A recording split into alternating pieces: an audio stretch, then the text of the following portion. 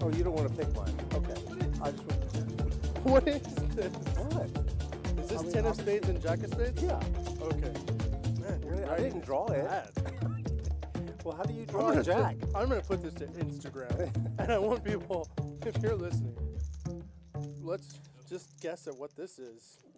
This is wild. The 10's fine. The 10's fine. The jack's a little weird, the way you wrote out the J. You don't have any J's in your name, so you haven't been writing J's for a long time. Like your whole life. Yeah. Okay. I'm just gonna do it on the same side. Yeah. Rudy Ruger on this side. So if you pick the 10 and jack of spades, I'm gonna have to go with something. I'm the janky card. My cards are janky. 4 diamonds. Yeah. I'm guessing yours. I'm going with the 3 of hearts. Why are you looking at me when you said Because I'm I'm looking deep into yourself. And I'm gonna go with the 8.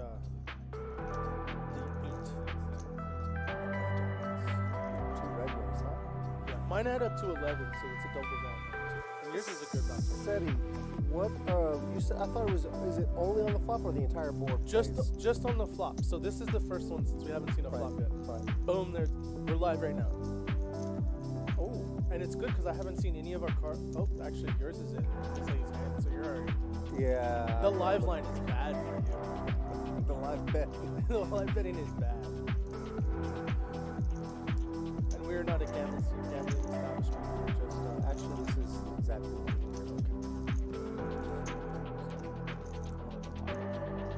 oh my gosh. There's our player. Oh my gosh. Those are aces. What are those? Eric has aces. I want to see 2 hearts, 6-8. Okay, there's an open ender. Oh, look at yours. 3 of hearts. I already have one. You won. But you get the turn in the river to counteract. Okay, right. Well, which you So only I'm on have one out. defense You have now, one I out. know. You have a The jack of spades. I get a free. You're gonna get How drunk good tonight. am I? Free non-alcoholic beverage. But I'm gonna order something that costs money. Well, of course. Maybe like a energy. I just want to see. I want to see not only a straight card for Preston. I was just want gonna to say, see a heart. can we go to the hand actually in play right now? We got an open ender for Do you think that he's Stone. just gonna call, or do you think he's raising here? Oh, I think he puts Eric on an over pair, so he's gonna jam. He's gonna go big. No, he called. Yeah, he's just gonna call. He's gonna get that card Yeah, for I free. can get it. You know what? But if my card comes out, Man, you were Preston so and I close right both there. win. You were so close right there. But if my defensive card comes out, Preston is gonna be jumping for joy. Do you think? Yeah, I was gonna say we're gonna see a check right there. Just no reason to make this pot any bigger. If he's ahead, he's ahead. If he's behind, he's behind. Preston's probably gonna steal this pot right now.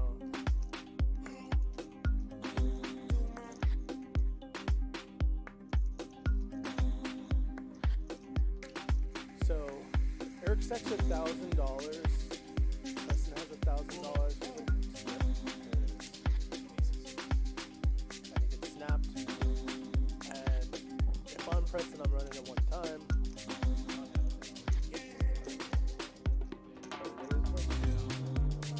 We'll see the hand stick. If they turn the cards over, we know it's twice. Oh, Nope, one time. One time for the all time. give it to me. Jack spades. Ah, boo. Boo. Close. Aces aren't supposed to win. Nice hand. Yeah. I never get aces. That's why I'm so good. Wait, so your guy as the biggest loser or winner? Why do you think I wanted to pick up the phone? Yeah, because it's not us. That was what's going to happen. Yep. But Get it. now, truth is this is best for Preston. He now gets to top up. He now gets to match stack. He now gets to buy it for $2,000. And he's got position on the guy with the chips. Has position with the guy he's given money to. And if he could just get in a big hand, he could stack him, and now he could be up 2K in a hand. Let me ask you a question about what we just saw. The running it once or twice. Yes. It's not the question you think I'm going to ask. Okay. When you get to the position where you all in, the guy with the aces calls, now the deal goes, do you want to run it once or twice? Yes. Okay. if you've got the aces, you're ahead. So the idea is that you're protecting yourself against getting gone out. Now, however, you don't know. You don't know if you're ahead because the cards are face down. Gotcha. Is it your In this case, understanding? though, yeah, I mean, my question is coming. yeah. Is it your understanding that you should be able to see the hand before you make a decision to run it once or twice? Should not. That's a weird. No, that I totally understand what you're saying. So I have aces. Other player calls my all in.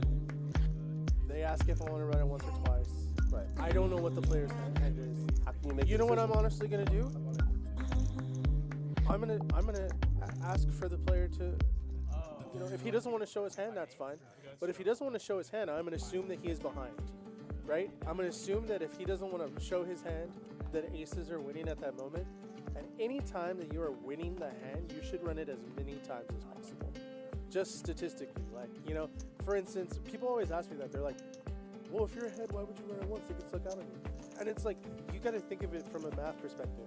If there's 30 cards left in the deck, and we can run it out 30 times, and the person only has 2 outs, that means 28 times I'm going to win and 2 times he is, right? If I could do that every single time, I'm just printing money, right? Yeah. Because I'm realizing my actual equity that's available. So if you're ahead, I'm running it as many times as possible. Most of the time here in this game, it's twice, maybe 3 times in a cash game. And if I'm behind, I'm always running it once. In the other case, right, if I would have been Preston in this hand and I have 9 high, I know I have to hit a straight. I know he is beating me with whatever he has. I'm always running it one time, just always, which is exactly what he did. Right. So the thing is though, when the equities are the equities are meaningful. Those aren't just numbers that that people somehow are derived and then they have no bearing on the outcome of the event. Yeah. It actually is what's going to happen. Yeah. A certain percentage of the time, you're going to when you're 80-20 against somebody, you're going to win 8 out of 10 times. Yeah, but I think it's totally fine. Like, to your question, just to say, well, you want me to make a decision on whether I want to run it once or twice? What do you have? That's the way I do. I always, I don't know, what do you have? I don't know what I'm up against. I also am not a person that hides what I have when I get out. I'm like, I have 6 I outs. have a set I'm drawing. or whatever, yeah. I'm ahead. Or I'm behind, yeah. whatever it is. So, and most of the times the people that I'm playing against are like, yeah, I'm behind, or you're good right now. Yeah. They say things like that. And based on those things, I usually make the decision that's best mathematically. That's what determines whether you decide to do it once or twice. What the equities of the hands are that are in play. So yeah. While we're waiting for these cards to come out, if you would take a moment, please hit that like button, hit the like and subscribe. There's a thumbs up that we would appreciate you smashing. That's going to be meaningful to us.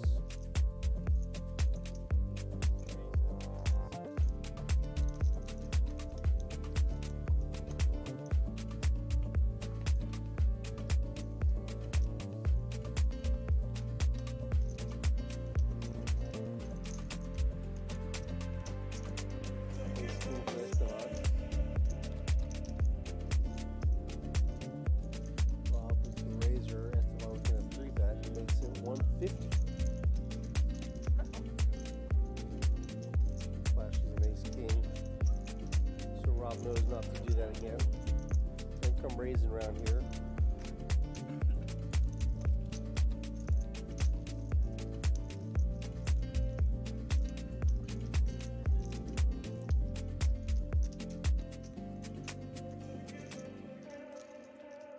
So he will take that down pre-flop. It's going.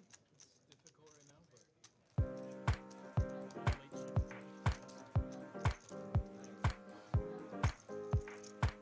Guys, if you're out there watching us, appreciate you stopping in. Please tell your friends. Let them know that the live stream has started without them, so they can hop in. The live stream has begun. The tournament has begun.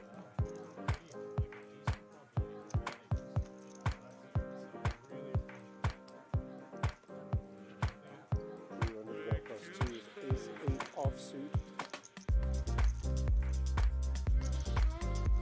Let me ask you, Seti, what's your bet size and your opening size when you're in this game here, 1, 2, 10? What do you like for an opening in your first in? So my opening size is typically based on how deep the stacks are. The deeper the stacks, the bigger I will open. The shallower stacks, the smaller I'll open. This is a $10. What is this? What is it? 1 to 10. So The there's- 10's an ante, though, right? Yeah. Uh huh. Okay. Yeah. So there's Yeah. $13 in there. Right. So the way I think about it is, if there's $13 in there, it's the equivalent to like a. It's really like the equivalent of like a 4-8 no limit game, almost a 5-10 no limit. So I'm probably opening to like $30. What are they opening to? Most of these guys. The last one was 30. Yeah, I it think just occurred 30. to me when he. Yeah. I I was think thinking. A lot of people just kind of I was think thinking of 25 the or 30. 10, yeah, they kind of assume that the $10 is like almost like the first bet. A lot of people just go 3 to 3.5 X. So I think $30 to $35 is totally fine. You could even do $25. But a lot of times I also make my decision based on who's in the blind, right? Who has the money in the pot? And sometimes you have like a big blind that's stickier, that's gonna call a lot bigger raise size with like inferior holdings. So sometimes I'll make it 45 to him, you know? Make him uncomfortable. Yeah, make him uncomfortable, especially like if I'm in lane position, like he's gonna defend really wide, so him and her is gonna defend wide, so I'll just even open bigger. I think a standard number is 30 to 35. Situationally, you could do bigger. You could do 40 to 45 to 50. But you also don't want to do 50 if it's like you only have $500. So it's interesting. Looks like everybody's doing it. Yeah, it is interesting when you think about the stack to pot ratio And then you have when you certain, factor in the big blind. yeah, and then you have certain players that the bigger they open, the stronger their hand is, right? If they had Jack 10 suited, they're opening to 25. But if they have Kings. Queens, they're opening to 50. Yeah, you yeah, know? yeah. So yeah, there's a lot to gather. You kind of have to see what people are doing. I'm gonna try to make it the same number with all my hands, no matter what. My decision is gonna be based on position and who's in the blinds. not really Yeah, if what you're my first hand in is. or. Here we see Preston flopping 2 pair. And he's trapping, and he's not against the players that are going to really fight, unfortunately. His best opportunity here is that somebody has an inferior king, and just nobody does. You know, there's just no money to be made in this hand, unfortunately. Yeah. It'd be funny if somebody raised large here. Just Seven- represents a 7 pairing the board because it goes check, check, check. Nah. Ain't gonna happen. Wrong customers. Wrong customers That's today. Although, no. Yeah, that's an ace. Yeah, an ace. Called with ace high. Oh wait. Oh, I wait. have to order- I owe SETI. I'm gonna order a No. drink. Yep. Yeah. Yep. I get a free drink of my choice. Lost a bet. What is the best non-alcoholic drink you have? I know that's such a weird question. Without sugar. Without sugar. No unsweet. Oh, he's, But I'm gonna. I want one of those. Unsweet. What's the- that having? Chad, our producer, says acai. Yeah, but there's too much smoothie. sugar in this. Oh, yeah. But actually, I think can I Chad's just have, worried about your sugar intake. No. Can I have sugar-free Red Bull and a water?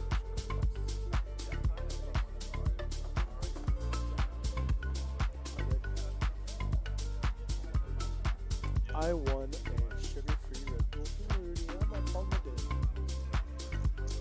Forgot to watch the Oh, yeah. rest of the flops. Do you wanna bet on the next one? Yeah, dude. Although, it's on forever. Although, maybe the next one should be like something else because I can't have too many Red Bulls. well, you gotta. I could end up in some bad shape if I keep winning these things. You can change your drink.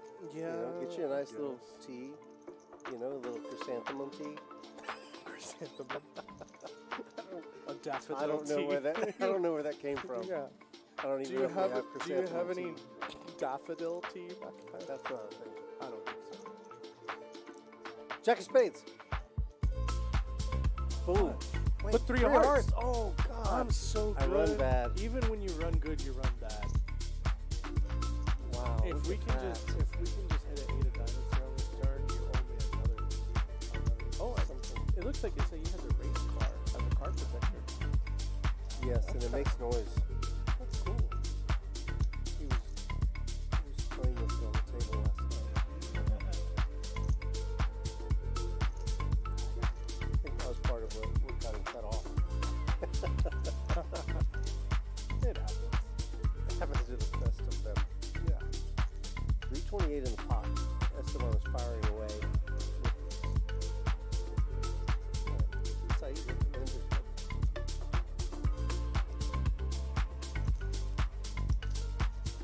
Esteban does have the best hand right now.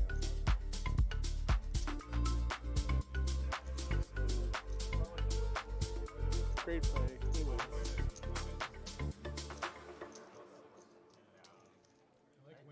Two flush draws on the board. I like resorts a lot.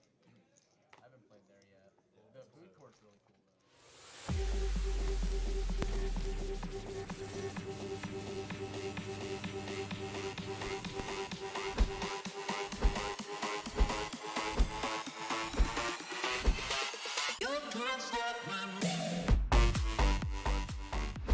Ant-Man might win a $4,000 side pod with 8 You're high. right. If it's ace of pot, there's the board. Oh my gosh. And Ant-Man's going to win the side pot with 8 high.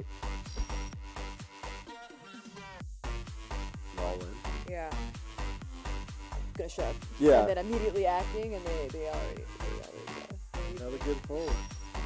So you definitely want to target just full colors with his quads as a player a decent frequency at a time. And he does Ooh. call. Could have just shown the quads. And then he 8.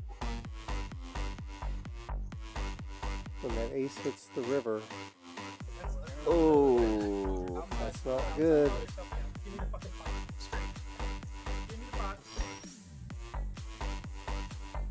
And I feel, but no, yeah, he does fold.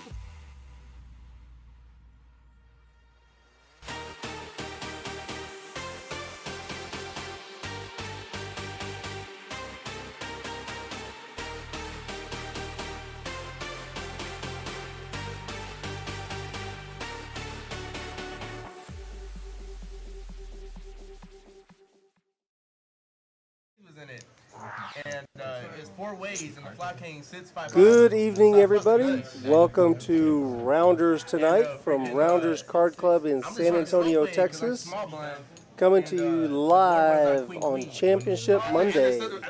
This is the final table of the $100,000 guaranteed Roundup.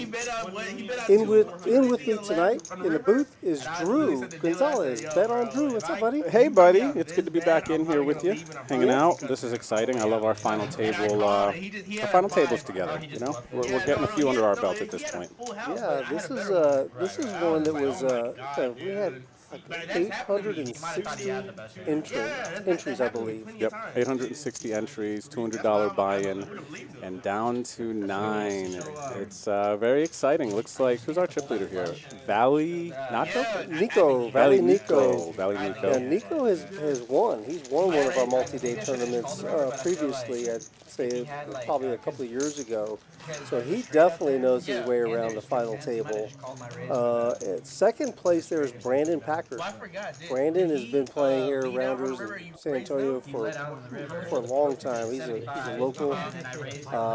Most of these guys have put a lot of hours here at Rounders. I'm happy to say. Third place, Chips is Larry Wright. You'll see him. Let's see. Actually, no, I'm just going down the list. He's in third seat. My mistake. So yeah, we'll revisit that. We got Hector. Hector's one of the dealers. I saw that. I saw that in the. I didn't know dealers could play poker. Yeah, I mean, you would think after seeing so many hands that they, maybe catch on to something. Yeah, pick up some bad habits is what I was mostly seeing. No, I'm just joking. And then Jay. Jay is in seat 5. Got some interesting little backdrop on him. I met him last night. Super happy to be on the final table. And then Rob. Rob is in seat 6, 1.3 million chips. That's Robert Gomez. David is in seat 7, 1.4 million. That's David Leach. And then Steve Sheridan is 8, and Kenneth Powell is in seat 9. with 3.1 million. Kenneth's played on the stream before here, played a couple of cash games in the past. I believe it was earlier last year, actually towards the end of last year. So I'm a little bit familiar with Kenneth. I actually got a ride from Larry over to Rounders yesterday, so I got to meet and chat with him a little bit. Oh, that's so funny. Which was cool. And yes, Hector has dealt for me. I like Hector too. He's like a really nice dude. I'm kind of like, you know, low key, hope good things happen to him. He's one of those guys. And Brandon Packard, of course, the poker athlete. If you guys follow him on Instagram or Twitter, he's the poker athlete. And Brandon Packard. So he's another familiar, like Rudy was saying. A lot of people know him around the club. Guy spends a lot of time around here. He puts out some content as well. You know, he's one of those guys he's working to try to grow the game of poker, and I appreciate what he does. He's got a good spirit about him, you know. 100%. I just don't like that he's a good-looking guy. He kind of annoys me a little bit. You know, right? You can't have everything. Listen to Rudy though. Rudy's a good-looking dude too. Rudy's out there. I bet back in the day, you know. Back in the day, like back in history, in the annals of history. No, but listen, we're going to have some guys playing for some big money. First place, the first prize is $23,500. So that's what these guys are battling for. Let's go. We're in the action here. What do we got? 500 1K blinds with a 50K small blind ante. So a quick scan, average stack, maybe 23 blinds. I know we have some people with some million stacks in there, so they're sub 20, but we got our chip leader with 6 million. He's so far ahead. He's got, well, the guy who's second is 4.7. That's Jay. Jay, my man. Can I talk about Jay for a minute? Please. Here he is with ace-5 offsuit. He looks like he's going to. Especially when they start playing back. I don't see his cards. I do see his small blind out there. This is the first tournament that he's bought into at a card house. He's only played in small little local, like he set up like a barn tournament. I said, well, what's the average buy-in? He goes, $40. So he's playing for a piece of $100,000. This is by far the biggest stage he's ever been on. Well, yeah, this is a huge stage then, going from $40 buy-ins to playing for $23,000. He told me that he's going to have people in the chat, people watching. They're tuning in, so hopefully his family is out there. I love that. You know, that's something we don't talk about enough. These players here, this is a big moment for a lot of players, even people who are more seasoned. You know, you made a big final table, you're playing for a trophy, 5 figures, and, you know, you got your family on the rail. It's on a live stream. This is a very exciting setting, I think, for a lot of people. So shout out to all the railbirds, the families, the significant others, the friends out there rooting on your friend, husband, your loved one there. Mm-hmm. That's right. This is a lot of pressure, right? But you can't put all the hours in that it takes to be successful without the support of, right, like you said, loved ones or your partner or family. 100%. This is a tough game to not really have that type of support in, because it's a very emotionally swingy game. So you really need that support system to fall back on sometimes. Absolutely. Okay, here our graphics are catching up now. We got the hands. Looks like Kenneth is going to open with ace-8 offsuit. Makes it 400 to go, and he's called by Nico. Oh, sorry, man. Yeah. So we're going to be heads up. 2 black 5s for Nico. It's the monotone board, ace-jack deuce. Nico's got the 5 of spades. Top pair for Kenneth. What do we got here? 18 blinds effective. Kenneth's going to bet the best hand. Looks like about half pot bet. Yep, right around there. And Nico's got enough blinds if he wanted to call here. He's just got to start thinking here, okay, how heavily weighted towards an ace is my opponent, and does he have a spade? Because at this point, when we're calling with fives, kind of just looking for a spade, right? I think so. The problem is that the guy could have ace, queen of spades, you know. And he does look him up. See how they proceed. And by the way, guys, when you're out there listening and tuning in, thank you very much for stopping in. While we're talking about stopping in, please hit that like and subscribe button. I didn't mean to go there right now. What I was going to say is, this is a tournament, final table tournament. There's going to be very little chat going on. They're not going to be talking a lot on the table. Yeah, definitely going to be a different setting. And Kenneth here decided to pot control his ace, check the turn, got lucky, did not see a spade. And now the question is he going to try to value bet his hand out of position? 2.1 million in the middle. He's got 2.3 behind. I like a blocker bet, smaller bet, maybe a third of the pot to 650, 750, somewhere in there. yeah, could still value bet versus a jack X, maybe a king X. But this is what he's going to hate, is when his opponent here puts the pressure on him. I would like to think in this situation, maybe you're thinking about, you know, just slowing down, controlling the pot size, and maybe you're in check call mode. Well, this here, Nico puts out 3 purple chips, so they're worth 500K. And now that's 1.5 million. That is 3/4 of Kenneth's stack now.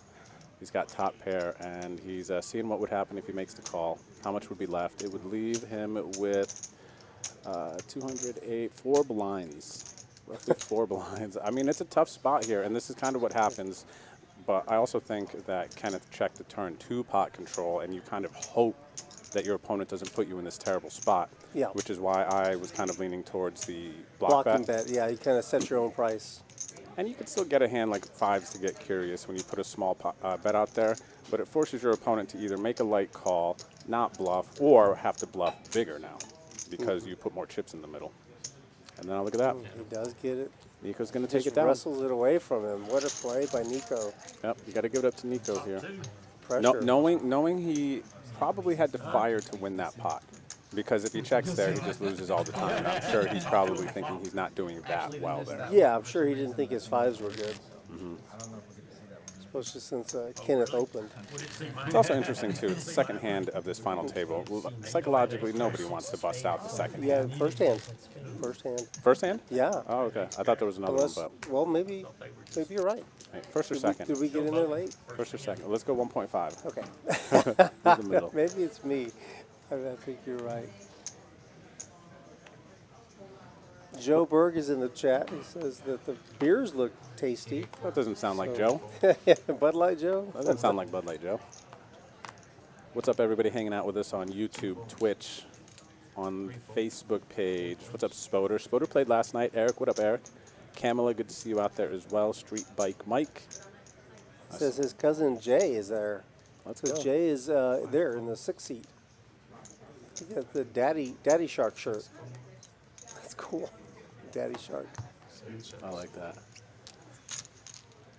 3 ways to the flop. JV limped button 8-9 offsuit. I like this play. If you want to play, a lot of hands, you want to play the button. You don't think your opponents with these 2 short stacks and the blinds, they have 6 and 7 blinds. You limp stab everything pretty much, because when you limp, if they have big hands, they're going to go all in. If they don't, they're just going to call, and you know that they don't have any big hands. You could just bet everyone. What did he bet? 350. It looks like. This is beautiful. 350. This is well done. This is my guy that has probably the least amount of experience at the table based on what he told me. Jay? Jay. Oh wow. Well, let's He go. intuitively just did that. He's on the button. He wanted to see a flop. Yeah. He didn't invest a lot. I was going to say, wow, if he's the $40 player you talked about earlier, That's that is impressive, because there's even a lot of players who've been playing a long time who won't go for that play there and understand it. So, man, you got to give it up to Jay then. That's good to have that instinct. That makes sense. Where did we get to see it? Display properties. 9 folds. 1 fold.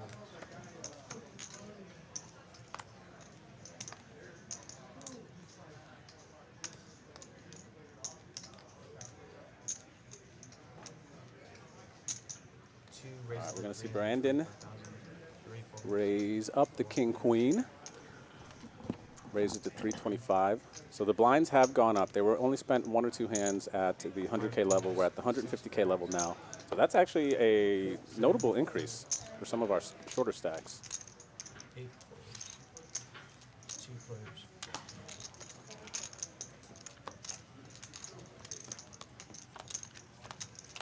We got Jay, one of our bigger stacks here, calling with the 8-9 suited. Now this is interesting because Brandon's a middling stack and there's a bunch of short stacks at the final table. So this creates a very, very difficult situation for the middling stacks. A very fun situation for the bigger stacks. Yeah, for sure. That's 250. They've got the upper hand, more leverage. Yeah, he's got position on Brandon. He's just going to bet. I mean, it's tough. So Brandon's job is to figure out, okay, well, what's he telling me? He put 250 out there. Man, I'm not sure if I believe this Jay is only playing $40 binds, doesn't know what's going on here, seeing this small sizing. Look, take down another pot. This man has played some poker. I bet some money that Jay has studied some poker. That small sizing and just I think that small sizing goes to show he understands the dynamics of the situation. He doesn't have to bet big there because Brandon has to think about following streets, the future bets, and he gets a cheap bluff through there with 9 high. Right. He's got an intuitive way about him. After the stream last night, because you played on the stream on the table last night. Yep. And we, I did the commentary for the stream. After it was over, I went and we were chatting at the bar with some folks. Actually, Corey and I were sitting there, and Jay was the only other person at the bar opposite, and he's sitting over there, chewing on a big old steak, and he's happy. He just made the final table. He said, "Hey guys, can I buy you a drink?" So he was so hyped last night. He was ready to come back today and get it on for the Good for final him. table. I like that. Taking in the moment. Got to. Yeah. 6 folds, 7 folds. So we got Nico raising the King Jack. Gets around to Kenneth, the Ace 9, and gonna make the fold in the big blind. And Nico's our big chip leader here. Yes. 7.8 million. Really good spot, man. 51 blinds. I believe at the start of the final table here, we had the big stack was, let's see, Nico. Yeah, he came in. 6.3. Brandon came in second. Brandon Packard, 3.5. And we just saw there, he's probably third in chips now because Jay, he started off third in chips. Yeah, so that's somebody he doesn't want to mess with. Yeah. Yeah, so you can see them right there. Look at those short stacks. Yeah, one guy's sub $1 million. Yeah. Rob. What's up there, El Nino? Good to see you out in the chat. What's up, LP? Says, good luck, Ken. Oh, here's a Brandon with the ladies.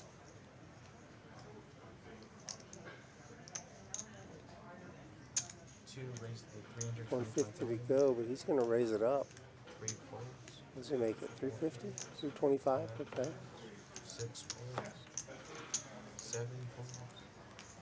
What's up there, Original Macklin?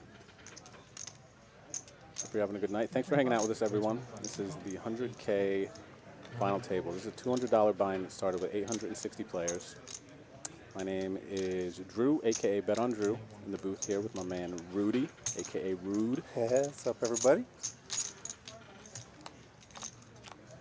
My man Steve's in a rough spot here defending the Queen 10. He's on the button, so he's...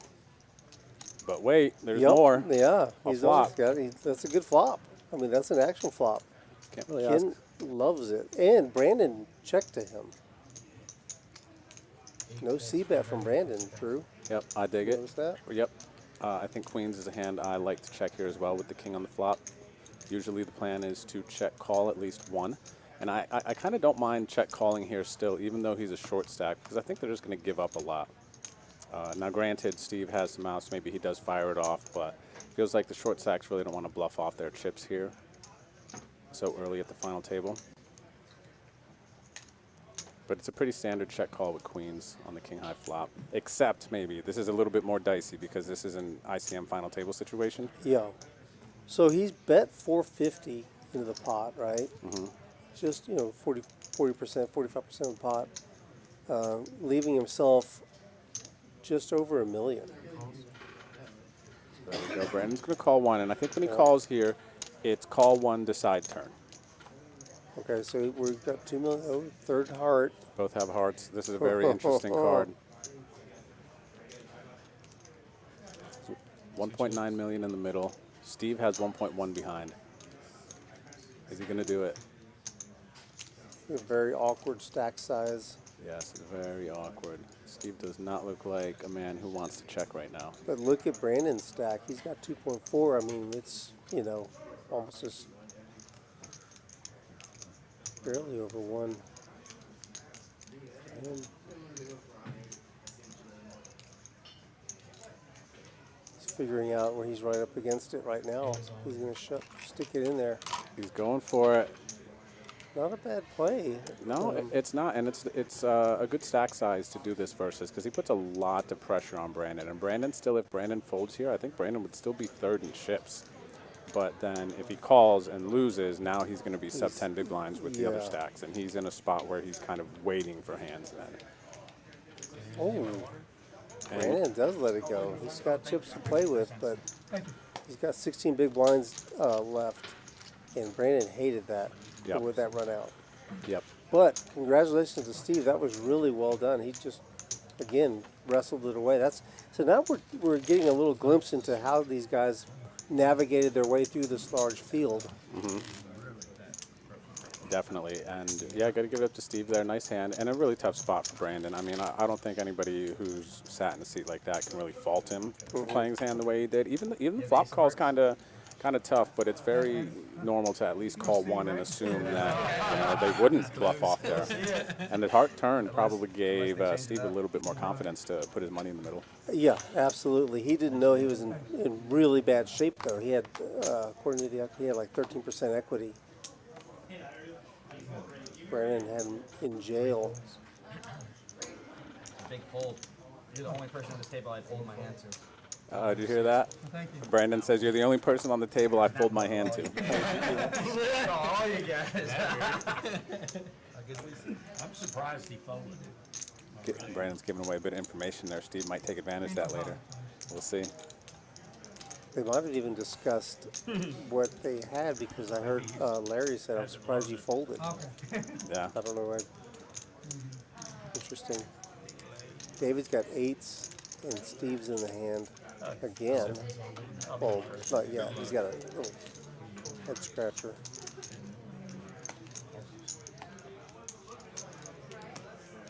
A little over an inch. Yeah, that was surprising.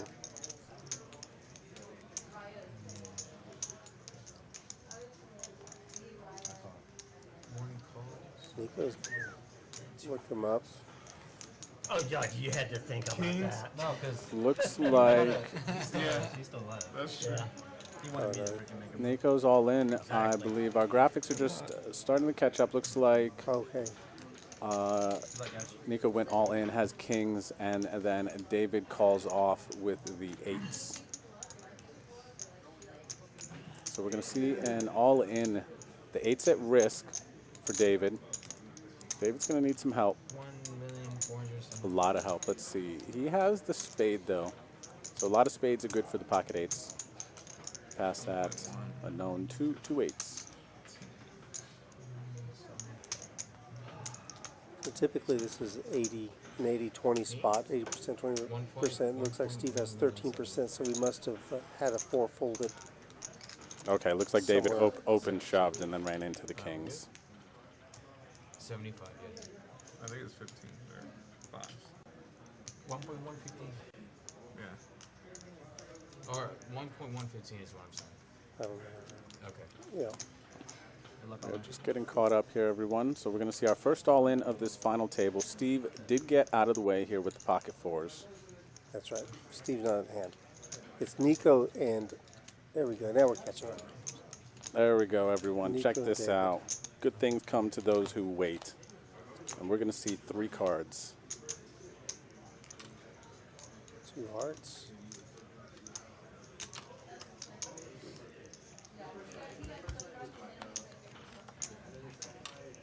One more heart. Hearts are dead. A heart will not do it. 1-8. Okay, guys. Good luck. All right. There's our first bust out of the day. 4 spades. So that's going to be David. I know. That's all. Congratulations, David. Of course, it is painful to be the first person to bust out of the final table, but he did outlast 851 other players. Good for $2,000. So he'll collect that at the cage. Well done. I had Very well done. flush draw and straight draw. And now there are 8 other players at this table that are happy to see that. That's right. Everybody, Everybody's smiles got a little bit bigger. I mean, that's the only way. David's going to claim that $2,000 spot. I thought it might be a bluff, and that's why I called. Oh, good play. But I mean, that's the only thing I could do. But I had a nice draw though. Looks like Steve just told Brandon that he bluffed him. Oh, he did tell him? Yeah. Okay. He's like, I had a flush draw too. Yeesh. 5, 6, 8, 4. Crush. I had him drawing dead. You want to start Yeah. Because I had the queen of hearts. Yeah. Too. Yeah, sure. 9 calls. I mean, we gotta save the same. Still trying to wait for this. I'm sorry. Yeah. I don't know. I got it. You want me to move that chair? Is that what you're saying? No. Yeah, I mean, yeah, you can throw the chair. Push him back. Oh, okay. not the chair. They hit It a in or chair. anything, but We got a couple hands here. Yeah, let's see who's doing what. I see chips in front of Nico. All in. So it's possible. Okay, so it looks like maybe it was limped around, He's just talking to I was like, and Brandon is going to jam with 8s. This is a nice jam from Brandon after a couple of calls there. influence action. Larry's got ace-5 suited. Not the best calling hand. It's better to make the move. Look at Larry. Guys, take note. Here's a guy who's been around a lot of poker tables for a lot of years.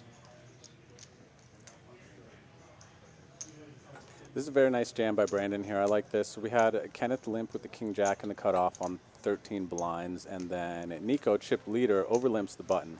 So just a bunch of dead money out there, and Brandon doesn't really have a hand or a chip stack that he can play post flop, but is going to benefit a lot from jamming here and just picking up the chips in the middle. I have one that would have said call. You're supposed to bring it for me for final tables. No, it would have said call there.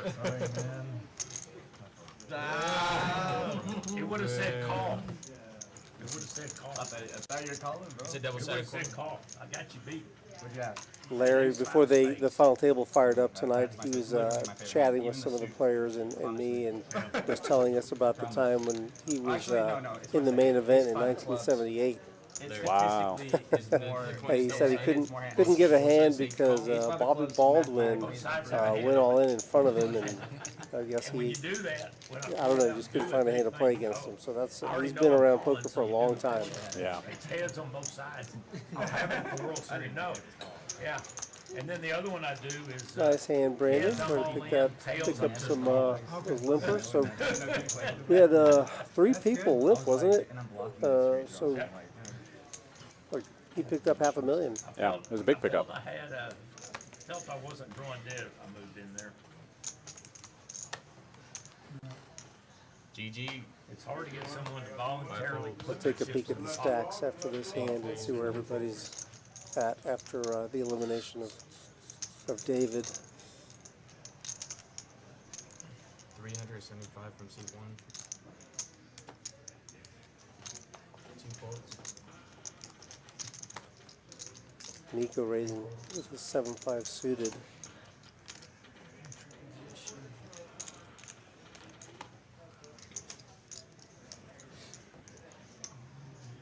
Hector with 7 bigs and an ace. Chip leader raises in the cutoff. What are you going to do? Well, not call. He does make the call. 5 blinds now. Hoping to hit. Stay alive. Ew.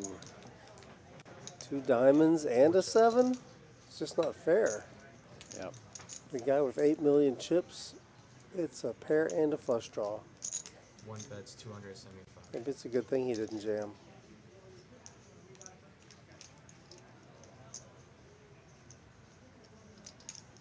Five big blinds. got some work to do. Yep. Well, he knows now exactly where he's at. The next time he puts chips in, it's not going to be part of his stack. You would think. If you remember, we've seen some final tables. Some people have called down. You know, it's really tough actually because like if you are not in this spot, studying tournaments, playing constantly, you're kind of just thinking about, man, I need to wait for a good hand. And I think here it just really shows. It's a tough spot with a6 because it's good enough to defend versus somebody who you know is going to be opening a variety of hands. Wider than most of the players at the table. But he doesn't have enough chips to think he can go all in and get him to fold. You know, do you want to put your tournament life at risk yet when you look to your left and see 2, 3 other players with a short stack? Yeah. What's up there, Daniel and Maria? Says, good luck, Rob. We're watching you on TV. Thanks for hanging out with us tonight, Daniel and Maria. Christopher says, let's go, Jay. You got it, my man.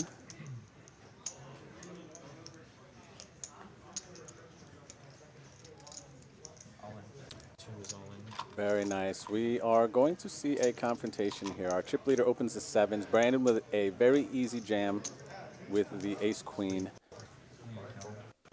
And Brandon has 2.7 million. I don't know that he has enough to get Nico to fold here. We will see, though.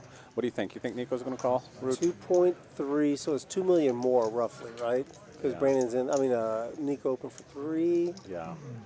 You know, Brandon is one of the guys that you don't want to double up, and he's on your immediate left. Mm-hmm. Brandon came into today 3rd in chips. But I don't know. If you're asking me what I would do, I'm not sure. I think I'd probably let it go. But he's more aggressive. Nico's a little bit more of an aggressive player. I really like his style. Yeah. I think for a lot of tournament regulars, this is a situation kind of when you open cutoff and get jammed on from a sub 20 big blind stack. Already kind of have a general idea of what hands you want to call with. Mm-hmm. I think if he has pocket 9s here, this doesn't take quite as long. This is right on the fringe. Yeah. You know, probably folding 5s, 4s, 3s, 2s, all those hands. Might even just jam those pre-flop for some players. But the 7s here, it gets a little sticky. I agree. I think maybe 8 might be the line. Yeah. You know, 9s, like you said, maybe find a call a little easier. Yeah. Ooh, he almost put him in. Nico's assessing what the damage would look like, and if he needs to take this risk at this stage in the final table versus, like you said, potentially a good player that has position on him. My thing is that, you know, he's doing some work. He's picking up chips. You know, he's pounding them, you know. Why? You don't have to do a flip. Brandon needs the flip more than Nico needs the flip. So to my view, I think you can just continue to do what you let this one go. Do you want to flip? There it is. Ooh, tight. Let's it go. Just showed him. Ooh. No, he's See it on TV. Brandon. Yeah, Spoder is in the chat. He says Nico is not a folder. I agree with you. But he found one that time. How good does it feel for Brandon to get that jam through, though? Oh, yeah. Especially you see in the 7s, you're like, dang, I was flipping. Yeah. That's a great result for Absolutely. ace-queen in this situation. Good Not having to pickup. risk. Good pickup. Let's see where everybody landed after that. This is not what I wanted to show. That's our winnings. This is where we are right now. Nico's still at 9 million, you know. Mm-hmm. Folded. Brandon's trying to keep pace. We got 3 short stacks, 6 bigs or below. I would never take advantage of my friend. No. Yeah. That's really disrespectful. Those guys are feeling the pressure. Oh, yeah, 100%. 8 folds. 9 folds. Let's go bluffing.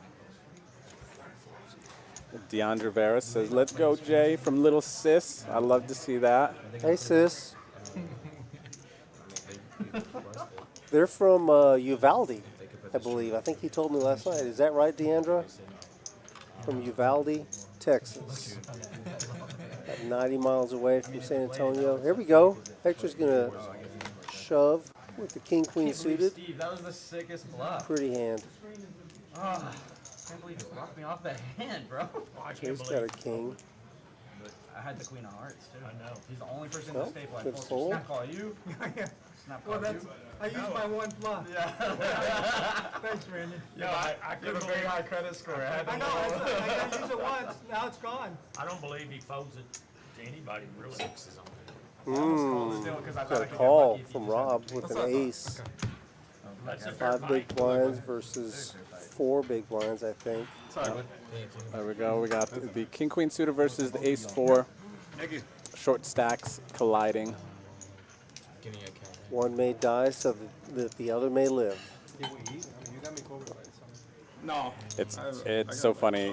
We said at the beginning of the broadcast, usually people don't talk much during these final tables, and these guys are going back and forth. This is going to be a fun one. Things have loosened up. That was a kind of tough spot. Which one you like? You just got too much. You want the ace or the king queen? And you know what? King queen suited. Gosh, I love that hand. I do hate too. I hate having to fold that pre-flop. That hurts my spirit, man. Hits my eye. So here we go. We're gonna run 3. King queen at risk for Hector. Queen on the flop. 6 of. Even the 6. Just for a sweat, just for fun. Right? And. Only the ace will eliminate Hector. Larry, you always scare. 3 of hearts. That's going to be it for Rob. Rob's got a half a blind or 3/4 of a blind. Me. Okay, he did have 1 blind. Hector covered. Okay. We'll have another swing at it. Chip in a chair, in effect. What's up there, Alpha VA? Says, gentlemen, all the best. Enjoying the stream from work. Alpha VA, your secret is safe with Rude and I. And I tell everybody that. It's No bluff in your poker, man. It's hell. It's hell. And they're both watching. We can't take his money. They're watching in Africa. Where they You're taking away from my charity. Hi, Carolyn. She's watching. I'll take money with me. I'll take money. She is watching. Nico's turn with the ladies. 9 folds. Ooh, look at Brandon right behind him. 1 Suited raises, ace Brandon. 10. Ooh, this is a weird spot. I think I'm just calling here a bit. A little bit too strong to fold, even though Nico's got queens, but still. But he's opening a lot of hands. Nico is, you know. Yeah. So Brandon is aware of that.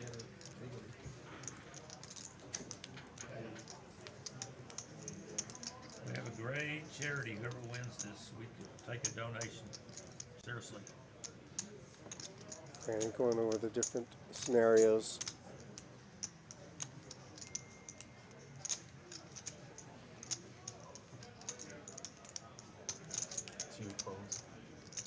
Yep, I like it. Just makes the call. It's right in that spot where if Nico was opening under the gun and Brandon, for instance, was in +1, I might just fold the ace 10 of hearts here because with so many people behind to act. But yeah, a little bit too strong. It's tough. Rob's all in. Yep. Well, Jay also called from the button with the 8-6 suited. So we've got 4 people in this hand. But this is a good spot for Rob, or sorry, for Rob to get in with the ace-jack offsuit. He could quadruple up. This is actually the dream on 1 blind to look down at it really ace-jack. is. I don't even care what's going Plus on. he'll get the ante as well if he had that covered. The only thing Rob missed here, maybe we missed it hearing it, but Rob just needs to say thanks for the quadruple up, everyone. All right. I think he's got a really good shot here. He's got a gutter. Our short stack is all in, but there's maybe only 2 more queens in the deck. Yeah. Well, he could hit an ace. An ace will give it to him as well. Actually, no, that won't work. Well, Right. Yeah. Brandon has 2. We'll have 2 pair. Oh, yeah, the 10. I didn't even see Brandon hit the 10.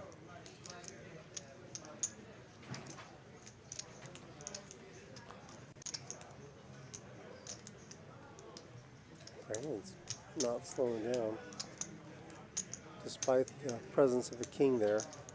Yep. Can't really do much else than that. It's really tough because you can even hit your second pair there and not even be able to call 1 bet because of the final table dynamics. Oh, look at Jay. Jay's continuing. He hit a 6. This is remarkable. Oh my gosh. Oh my gosh. What is happening? Man, oh man. Uvalde's going crazy right now.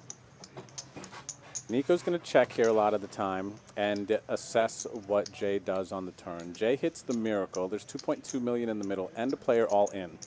Jay has 4.8 million and he has half the stack of Nico. But Nico looks like he's continuing. 800K. This is, this puts Jay in a spot, but Jay's obviously not going anywhere. He's got 2 pair. I mean, this is what are you calling the flop for if not this? This is plus. You know, it's a straight board. It's a pretty wet board there. The king, the 2 diamonds, the 10 and the 8, and the 6 are all interacting. Nico makes the call, the just call. I think that makes sense. You don't really want to get all your chips in the middle here with the second place chip stack versus the only person who can knock you out. Oh, ace. So. Some false hope for the short stack. Yeah, Rob hits his card on the river, but it's no good. As Jay has 2 pair. Nico has already checked.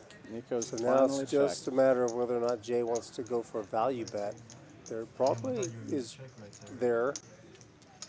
Yep, he's carving it out. Picking up chips. See the sizing, 1.4. 5 bets, 1.3. Don't think Nico's going to call.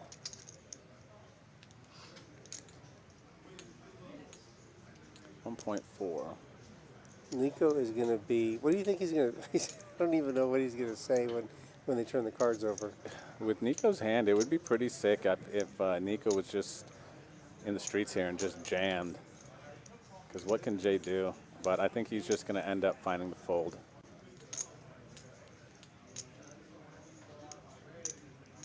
What bluffs is Jay going to have here in this situation where he really shouldn't be putting too many chips in the middle, player out, he's about to get a ladder, he's versus the chip leader. Listen, he's going to be shocked when Jay turns his hand over and he doesn't have a king. Yeah. He's expecting to see, a king jack or something like that. I think this is a situation where Jay's only betting 2 pair plus. If Jay had a king, he's happy to show it down at this point, especially when the ace comes on the river. Yeah, but I mean, when he calls the flop, he's really expecting that the guy has the king in his hand. Yeah. When he turns over the 6-8, he's going to be dumbfounded.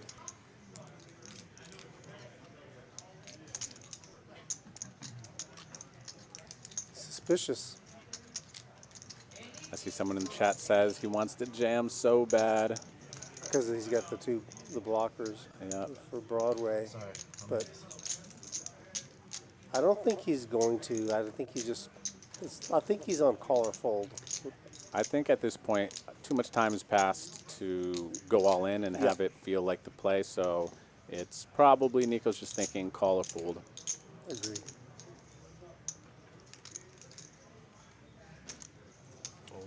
Finds to fold. Rightfully so to the 2 pair, and Rob is going to be eliminated. I really want a camera on Nico right now. Thank God they. His reaction, I'm sure he's just dumbfounded. Look. Okay, by the way, congratulations to Rob. He is going to go home with in 8th place for $2,600. So that was well done. Sorry, I had a pair of 9s though with the club. Loaded with the 6, 9, 10 with the 10 of clubs. I caught a piece of it, man. Later, bro. That's my favorite hand. Your winning hand yesterday was that too. Yeah.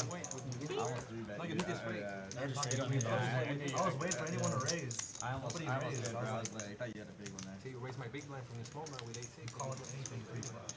Yeah, dude, I almost. That's why I chose with my ace 9. Nice hand, bro. Thank you, Love sir. that hand.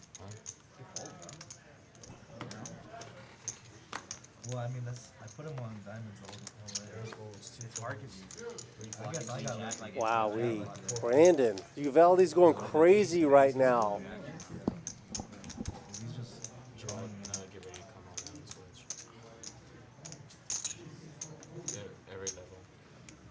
5 raised it, 375. 8 and then fold. And John is particularly about switcher.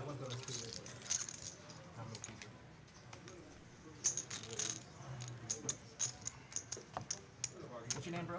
Jay? Jay? Yes, sir. Nice hand, bro. Thank you, man. Appreciate it. Sexy hand on the button. 8-6 suited on the button. Yep.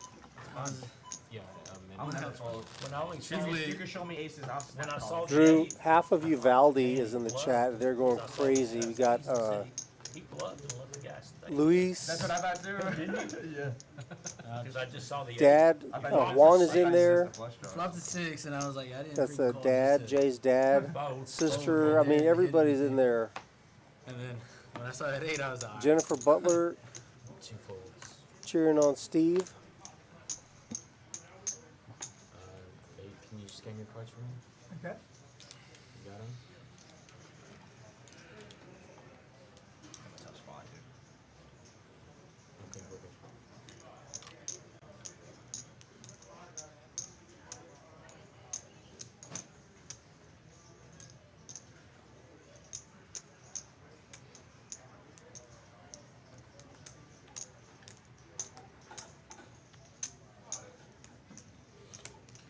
When's your next break? Jay's boss is here. So Jay's You can do it. I'm about to be in the. Jay took the day off. Drew, I asked him last night, hey, you have a final table. He goes, oh, I called in for work. I guess the boss is good for it. Let's go. Shout out to the bosses out there. What up, Christopher? Thanks for hanging out tonight. More of what you were talking about, right? The support. Yeah, the support system from behind. Yeah, exactly. So Jay didn't have to lie about what he was doing today. He told his Yeah. boss. The dentist in San Antonio is taking it very slow here. Larry's got a monster, pocket tens on 3 blinds. Looks like he's saving some for the road, raises it up to 450. 3 blinds with a little bit more behind. 5 raises to 500,000. Jay makes a call with the ace-7. 800. No. It's 150. I Divided by raised it 3, 300, so he has to go so 600. 750. 600. Look at this. I think it's 300 on top of this. Yeah. Okay, so actually Larry raised to 600, it sounds like they were saying. Monster for Kenneth behind there. He's got 10 bigs. He's got the big slick, the ace-king.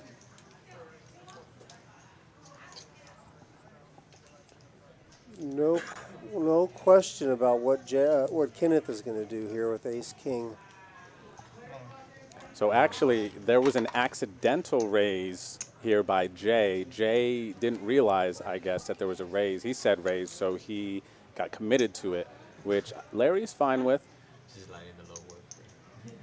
I don't know if Larry's fine with this, the all-in over the top from Kenneth. No, not at all. Larry does not like this, and Larry is praying right now for the answers, I think, it looks like. He said 2 bet. And he's got, where is he? 3 big blinds behind. So it's a $1,000 pay jump, I think, from here, Rude. And now Larry might be looking at, all right, well, if Kenneth is all in and Jay calls and takes him out, I make $1,000, and he's got 3 blinds, and he is going to pass. Yep, I see that. Tournaments are crazy, aren't they, Rudy? It really is. Yeah, it's the game within the game. Tournaments are crazy, man. Now look at Jay. Jay's got a decision. He's already put in. What did he put in? Find it. Yeah, Well, it's 835. He put in 750, as you mentioned, that he made a mistake, right? Yep. He announced raise after a raise had already been put out there. And now Jay has to decide if he wants to call 835 to win $4 million. He's pot committed. He knows it. He makes the call, and he's going to need a 7. He's not happy about it. It's frustrating to make mistakes at this. Yeah, stage in sometimes the tournament. these can cost money. Yep. But fortunately, he does have him covered by a lot. And we got him behind you too. So this could be a good little upswing for Kenneth. Yep. Oh, I'm smooth calling there. No. And we know Larry is seeing the news and kind of hoping the Ace King loses, I would have to assume.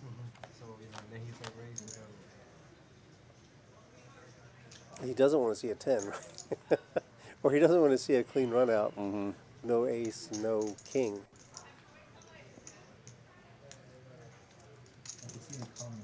See Kenneth standing in the corner. I knew that was coming. So, I knew that was coming too. I'm not there yet, but based 7 on the turn. Kenneth needs a king. Oh, yes. There we Oh, go. saved. No. King on the river. Rude. It's not time. It's not done. He's not done. He's not ready to leave yet. Wow, rude. I like it. Yes. The content gods are with us tonight. Kenneth is a cool guy. I mean, they all are, but I've played some cash, a few hours with Kenneth. He's a guy. He doesn't back down. I mean, if you hit him, you raise him, he's gonna raise you back. Yeah. Tomorrow. Yep. This is a little reminder of what we got going on tomorrow. A little round of each, no limit hold'em and PLO. Setty's game tomorrow is at 5-5, and we're going to be starting at 7 o'clock tomorrow. There are some of the players that are going to be joining us. This should be a fun one, man. We get so much action on this game. Oh yeah, this is a great game, and Rude will be back in the booth tomorrow night, and I'm pretty sure I'll be back in the booth here tomorrow night with Rude to work through this one. But this should be a fun game. It has been a massive game the first 2 or 3 weeks that we played. Very popular, very popular. We got lots of people that just come in and watch. A lot of viewers. The viewership is high. A lot of engagement. I'll tell you what, the energy on the final table right now is really just electric. Everybody's. It's weird. This is a weird vibe. Like, they're friendly. Most final tables aren't like this. There's a lot more serious interaction, Not as much talking. That was my one time. No more one time, bro. I'm not getting one time over here. I feel like everyone needs that one time and get Yeah, for real. His mistake saved me. You know? What if I jammed? You would have called? If he just No, I'm never calling you there. Oh, Because you had so much because I was gonna jam either way. Because after you raised, I was gonna jam.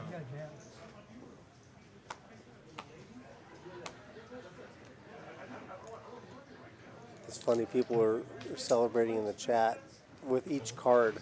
they're yelling up when Jay hit the 7, and now Kenneth gets back in there with the king. Looks like we got an early prediction in the chat here. Original Macklin says Kenneth is the one focusing in the zone. He wins it all. It's the call. I mean, you got to believe. You got to believe after that river, huh? I'm not going to argue with him. He's got a shot.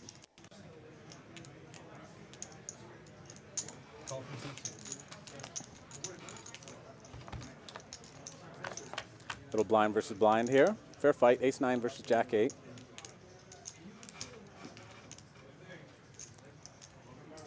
Nico's going to go with the limp stab. 900K in the middle.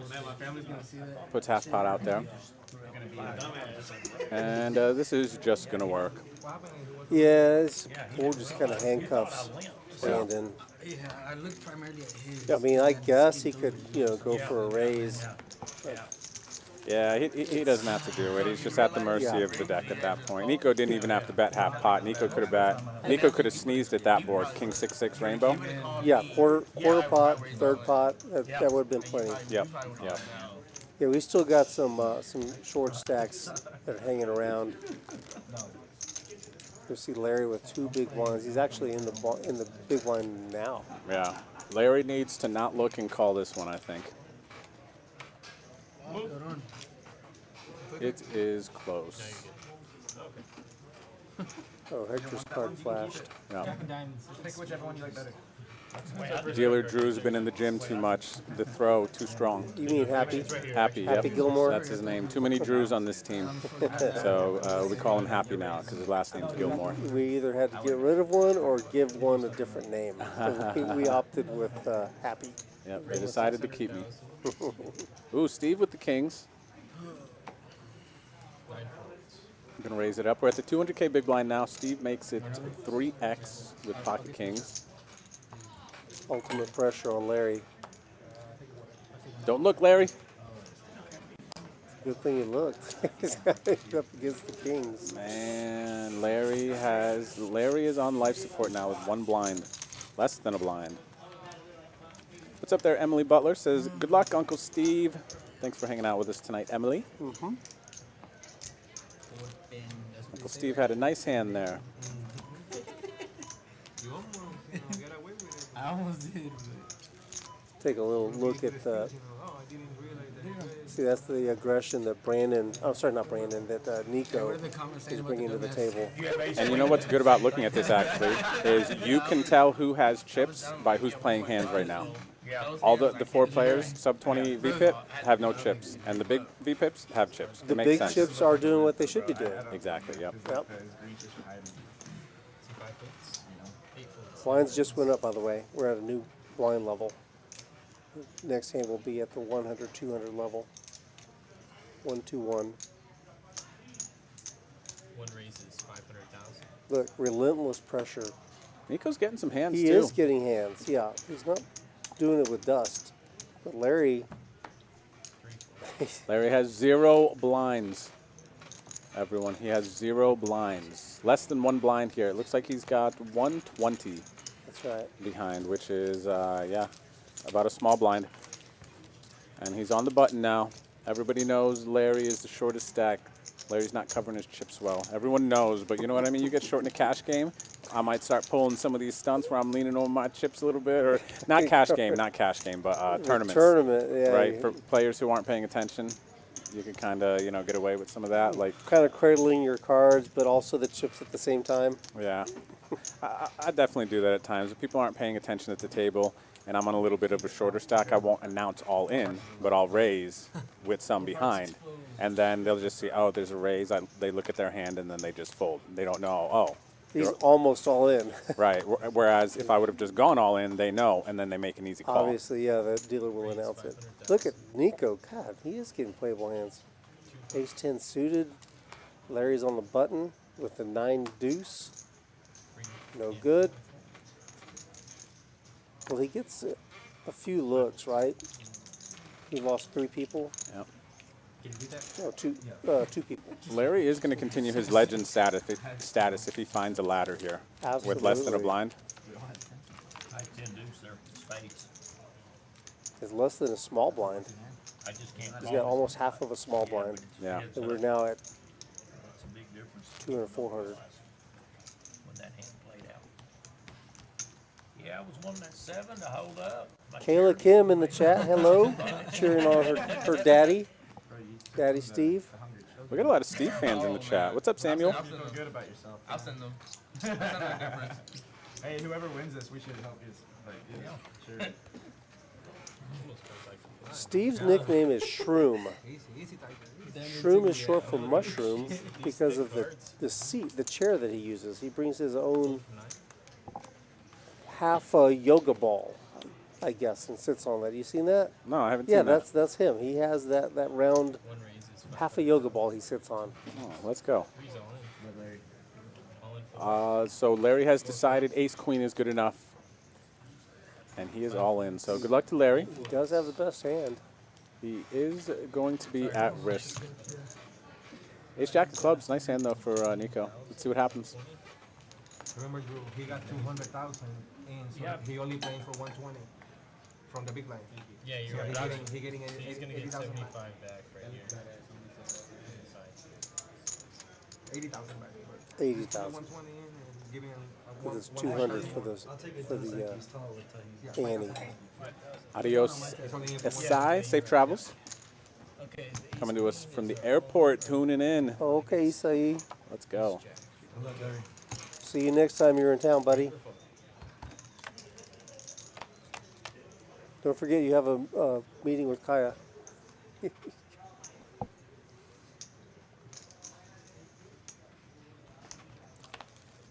Queen's still ahead.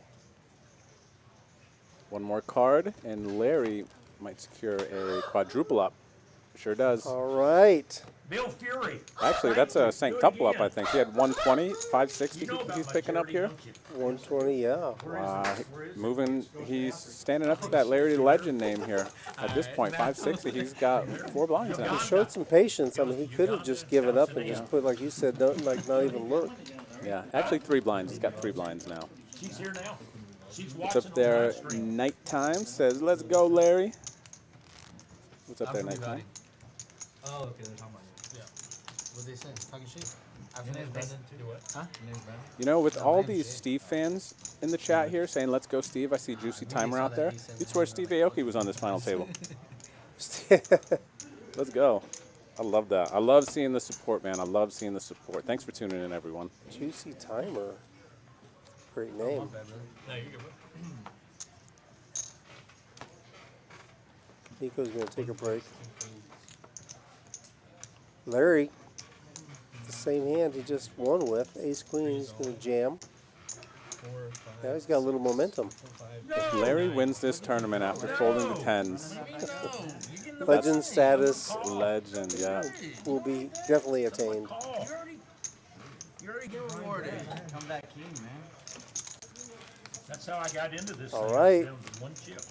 The beauty of fold Everybody's equity. laughing at me, and I'm gonna sit on- Sometimes it's not about how many chips you have. It's more so about how many chips your opponent has. Because if you can still go all in and get your opponents to fold, that's power in poker. Oh, that's sick. So he had one small blind, and now he's got 4 big blinds. Yep. Just 2 hands ago. Massive, Take Steve massive. to Vegas. He And now, bluffs as you someone looked that around says at those never chip bluffs. stacks, Larry goes all in. We go midway through the stacks there. Nobody can comfortably call unless they have a premium hand. It's too much of their stack. Yeah, he's almost at $1 million. We'll just call it $1 million.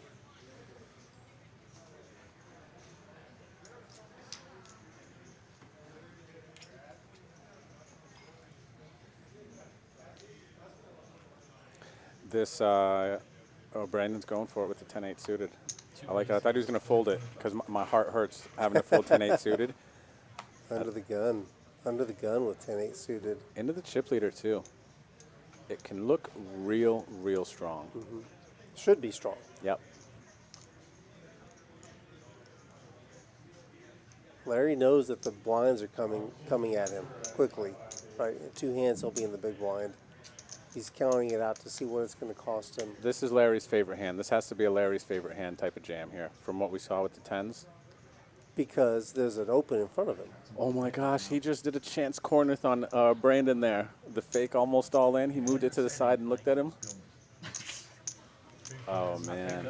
I'm telling you, he's been around a poker table for a long time, a lot of years. Yeah. Jay, it's on you, sir. What's up there, Natalie Smith? Says good luck, Kenneth. Hopefully you caught it a little bit ago there, Natalie. Kenneth had a big hand with Ace King, brought him back into the game. No, the one that I had to miss it. I picked up on it. Show that monster. Show that Steve monster. is an interesting guy. I was chatting with him. He started playing poker in the Army a few years ago. And he's been playing around us for pretty much for quite a few years. I remember him from the old location. And the thing that I remember about him is that he would write down, he has a little spreadsheet, a little piece of paper, a little pad that he writes down on every single hand. He writes it down, what the cards were that he had. Oh, wow. He does. Everything, whether it's suited, offsuit. The guy is diligent. That's his background is in data. That's really, really cool. But isn't that also, isn't there like, Bach, don't you have to like keep track of, there's a game, a pit game where you have to keep, Baccarat, yeah, where you keep track of Look, he's writing. See, he's taking notes right now. Yeah. Oh. Oh. And also, you notice the pen he's using? It's a Bic pen. You know the Bic pens with the multicolored pens? Yeah, yeah. And so he's got codes. So each color means something. I like this. The blue may be suited, the black is offsuit, and so on. Oh, that's cool. I see why so many people are coming out to root on Steve. There's levels to this. Our man is thinking about this stuff.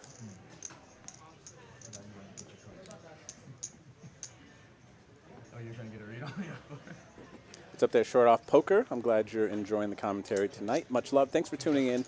If you are enjoying the stream here, everyone, Rude and myself on the comms, and of course the action we have here at Rounders, please don't forget to hit that like button and subscribe to our YouTube channel. We appreciate it. We hope you enjoy the show tonight. Somebody's going to walk away with $23,000, $500. Somebody's going to walk away with a wheel. Nico and Kenneth both on a wheel draw.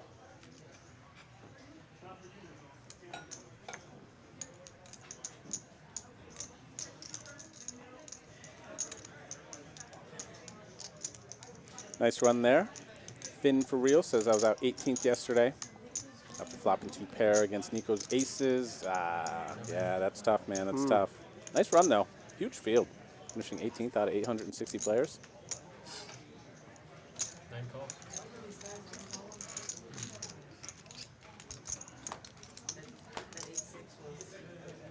Eight of diamonds. Misses both. You think Nico's going to fire again, Rude? I do. Yep, I do. I did too. He's got the chips to do it, and he wants to put pressure. Oh, see, shows what we know. Oh, maybe he thinks Kenneth is not going to be making too many non-paired ace type of calls here.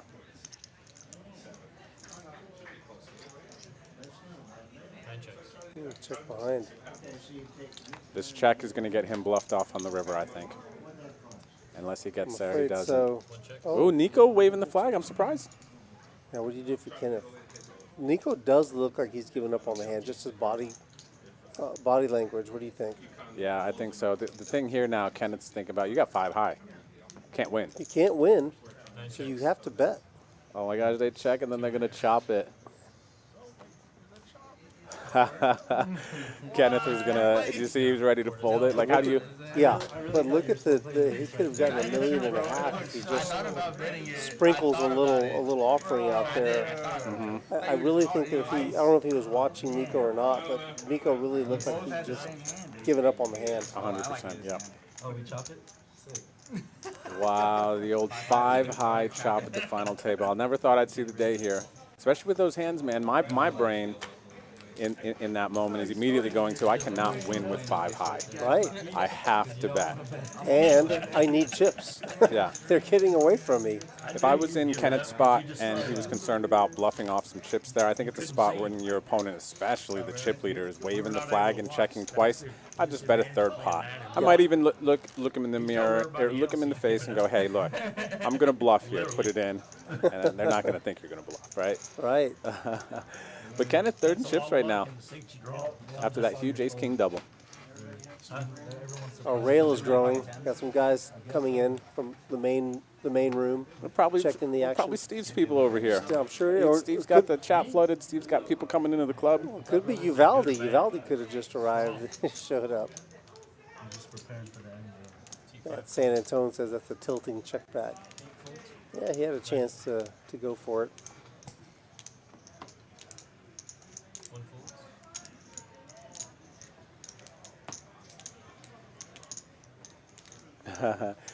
Tilting check back. I respect that. I respect that. Nico with the ever-present beer. That's his deal. Got a big old tall beer and in the tournament, and he's always going deep. I'll grow my beard out for that. I don't care. A big old beard to always go deep. No, not beer. Sign me up. Beer. Oh, beer. Beer. Okay, I was gonna say big old beard. Let me run that by the boss. No, big old beer. Yeah. With a paired board. Larry's got the best hand currently. Larry's. The dynamic between these two, the chip stack. If Jay could just muster up a little bet. Larry's going to use all the wiles that he has at his disposal. Larry's going to bluff from his 3 big blind stack, and I think he's going to get credit here. I think he's going to take this down. Well, he has the best hand, but yeah, he would be bluffing with the best hand if he. The thing is, most of what he's doing is behind the line. Look at this. This is a very classic here. You know, he played with his chips and then check. Trying to get a check. I respect it. It's going to work versus some players. Not Jay, though, it looks like. Jay's going to take it down. Well done. Yep, well done by Jay. Well done. For how quick Jay bet there, I think Jay was kind of tuned in to the grab my chips check type of thing. So nice hand by Jay there.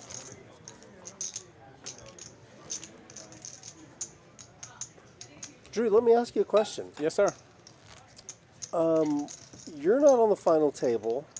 Would you care to bring the folks up to speed with how that came to be the case? Oh, geez. That was like a double dig. You're not on the final table. Yeah, that's true. And then how many bullets did you fire? 5 No, bullets. seven bullets, I believe it was. For me? Oh, for me. No, you were 7 bullets. You were 5. I was 5, you were 7. Let's go. We paid 8th place. We paid out 8th place ourselves. Someone's got to do it, Rude, right? we had to do it. We paid 8th place, sponsored by Rude and Bet on Drew. 7-6 off suit. Larry will take this one off. Hector will not. Hector will not. Hector should be getting it all in with his 5 blinds here. All in. Four's all in. There he goes. Question is, does Nico call with the Queen 7 suited? Does he feel pot committed? Nico's got to call 740K to win 2 mil. Ah, gosh. I think he's going to call. He just said he was thinking about snap calling or something. Queen 7 suited. Yeah, he's going to hate the cards when he sees when the cards are turned over. He did snap call, yep. Yeah. Yeah, he'd rather see ace king. You know, he didn't want to see ace queen. Rude, just so you know you started this, someone in the chat goes, Leonardo Leeds goes, did either of you cash? No. Well, not exactly, no. Not exactly. No, neither of us made day 2. Here we go. Queen 7 versus the ace queen. Ace on the flop. Ace. Slow down. There we go. That's going to lock it up Yeah. for Hector. It's going to pick up the pot. Juicy one, 2.7 million. That's massive. That's a great pickup. And a queen for good measure. Yep. 3 pair for Hector. Nice hand, Hector. All right. So what does that do for Hector? Let's see. It's going to bring him all the way up to 13 big blinds. So Larry is really in the cellar right now. The field is kind of moving away from him. Yeah. Did you look? He did just get through the blinds though, so he's got a couple of hands that he'll be able to take a look at for free. Has anybody But seen Steve lately? he's definitely going to have to put his stack in Play with this, Steve? shortly. No, you're bluff. Yeah, you're bluff. Was it a bluff? Did he have Queen 10? Yeah, I told you. Yeah, man. he did. You actually have? I told you. Yeah. Yeah, because you're gonna see. Yeah, but Oh, they no. played it. I didn't Yeah, what you no, had. yeah, they already played it, but yeah. It just On showed. yours, I Hold had on. king 10. I'm glad So the you had flushing the was king. there. No, like, I didn't have anything. I had the king Queen of Hearts. I know, that's what I'm saying. Wow. You made such a good. Had You made you. me fold such a good hand. That You was did? so Yeah. so You good. had 5? Huh? You had 5? Yeah. I didn't have a pair. I had ace 3. That's so funny. They're still talking about the Queen 10 hand that Steve bluffed Yeah, Brandon yeah. off his queens. Brandon's like, I had a heart too. He's like, no, I had Queen 10. That's it. When sometimes when certain people in certain situations they tell you what they had, you know, the hand was not as good as what you folded. Yeah. That's a nail in the brain, like an ice pick in the brain. Like, ugh. On the river, I was regretting not raising on the turn. Yeah. I was gonna just look. Yeah. No, I feel you. No, you did a good bet. You put me in a tough spot. 'Cause I had the shit really made that call. With just an ace of spades. Yeah, when Hector will give up his small blind, wait for a better spot. Y'all got 53 minutes. The presence of Larry there on the table is really going to kind of, keep everybody, the marginal hands in check a little bit. They don't want to take unnecessary chances while Larry's still there. 100%, 100%. Definitely creates a dynamic. For those of you just tuning in, we have lost 9th place and 8th place. We're down to 7-handed. We have a very short stack with 2 blinds. Mr. Larry in seat 3. So a lot of the middling stacks here are forced to play tight, big stacks, and kind of do whatever they want because there is, I believe, a $1,000 pay jump here. Tournaments are a beautiful time. The only time you can fold and make money. This is one of those prime, actually this is the example, when you could fold and make money in poker. Brandon's got the jacks. Nico raises it up with the ace-9 to 500K at the 200K level. And Brandon's got 12 bigs, so this is going to be I would assume, there it is. That is a big raise. He's got 12 blinds. I mean, Nico's raise. 2.5. Oh, it's 2.5. Okay, okay. I don't know why I thought it was 100. Yep, I see Steve's it now. got queens behind, and he covers Brandon. This is bad news for Brandon and all the poker athlete fans in the chat. But Steve's got a big rail. They're happy about it to see Steve's in the lead. Steve's going to have, it looks like about 170K behind. Yep. And the Queen of Hearts. So Jack of Diamonds for Brandon as far as some flush draw potential goes for. The Queen, yeah, Steve's got the Queen of Clubs. He's covering Brandon's clubs. Yeah, Brandon needs diamonds. Diamonds. Or Jack. Jack one time, Spoder says. How much you got? They had me down to 1. I don't know. He counted. I know. Oh, really? Yeah. How So about you look, nervous? you look really scared for your first round. Brandon is a local, spent a lot of time here. He recently moved to Utah just a few months ago, and he just flew back down here to spend some time, visit some friends, and hopped into this tournament and made a very, very, as you can see, very deep run here, final table. Now he's fighting for his life here with Jacks. Yep.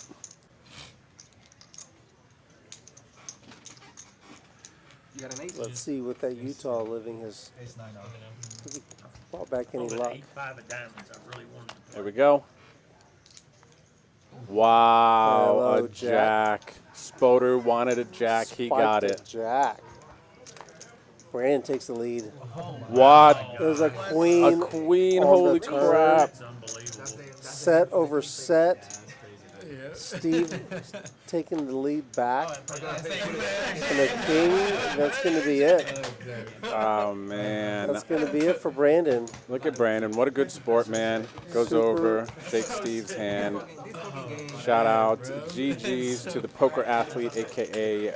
Brandon Packard. He's going to bust out in 7th today. Good for how much, Rude? 36 hundo. 36 hundo. Good run, Brandon. I was trying to help you out. I know you had to go to the And bathroom. Steve does the deed. And guess who ladders up? Drew? Larry. Larry's still there. Larry is going to ladder with 2 blinds. That's so painful. Isn't that that's remarkable? Yeah, He just made $1,200 on that. I did. Yeah, but I always say it too. I hate poker, bro. What? I hate poker because of that shit. Yeah, Look at that. There you go, Brandon. 3,600. Yep. For the ride home. GG's Brandon. And now, yeah, Larry has locked up $4,800 with 2 blinds. That's sweetheart. I mean, what are you going to do, Brandon? I don't think anyone really does anything different when the aggressive chip leader opens up. You got 12 blinds. It sucks. I actually have to, I have to personally, I need to run that one later for myself. I'm actually curious from an ICM standpoint for those of you who study final tables and you know that the game is not quite the same here when you can fold and make money, because in tournaments, you know, these are big spots. And with a player behind with 2 blinds, pocket jacks is a super easy jam on the surface. But if you break it down and think, oh, okay, well, Larry will be all in and I can ladder up $1,200. Do I want to do that? You know, or maybe Brandon's just thinking, you know, go for the win. I know there's a lot of players out there who don't really care about ICM.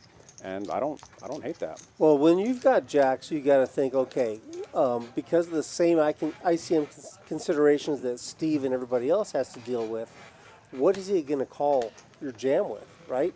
Queens, kings, aces, ace, king, ace. There's not a whole lot of hands. Yeah. He just happened to run into one. What's up there, Patrick? What up? And Ad Rock. Yes, this is the final table of the $200 buy-in, 100K monthly roundup here at Rounders Card Club in San Antonio, Texas. That's awesome. This excitement in the chat from Kayla. I love that. Shout out to all the Steve fans. Your man is one step closer to that trophy. Once we get down shorthanded, we'll bring the trophy out on the table. You know, we'll do the big shindig. We'll see what happens. Who's going to be our second ever Roundup champion?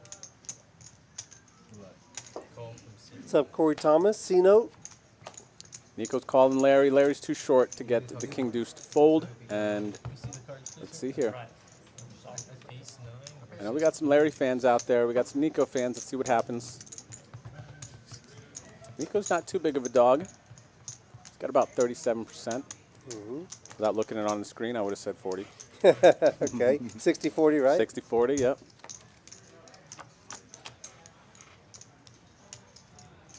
Deuce. Nico jumps into the lead. Deuce for Nico. Larry's going to need to use a bink snap here. He needs an ace or a 9 to stay alive, or he's going to be our 6th place finisher. Oh, hello, ace. Saved the bink snap, too. Didn't even use it. He just willed it in. Most of the time. Didn't even seem like he was worried about it. Like he knew it was coming. Yeah. 1.3 million now in Larry's stack. So he's got some fighting chips. What's up there, Corey? Good to see you in the chat, brother. Good to see you. You know, the thing is that it's important, you know, to when you think you'll have 1.5 million chips, but you really have to convert that to big blinds, you know, especially in, well, I was going to say especially in tournament, but yeah, in tournaments. I know you're not You know, this is going to tell you how much life you have. See, that's how I felt. How much time, how patient you should Oh, be, yeah. No, that was sick. or how desperate you should be. 200,000. I was like, he has. I was just big blind. No, you shoved under the gun. Oh. Good try. Folds. C5 folds. I usually need money in them all. 9 folds.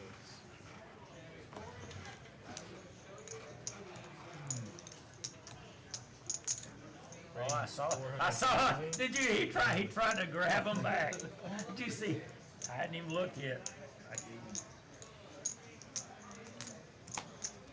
Raise from Nico, suited king. Blind versus blind action, Drew. A lot of this is an important fight, right? There's going to be a lot of blind v blind spots in a tournament. For sure, for sure. And Nico there, just min-raised from the small blind, knowing that's really all it's going to take there. Larry, though, he did just catch a couple of nice double-ups there. He's still sitting on 5 blinds. So not too much room to dance at all. Just looking for big hands, getting it in. Thank you, brother. I appreciate it, man. Get to the final table, huh? Yes, sir.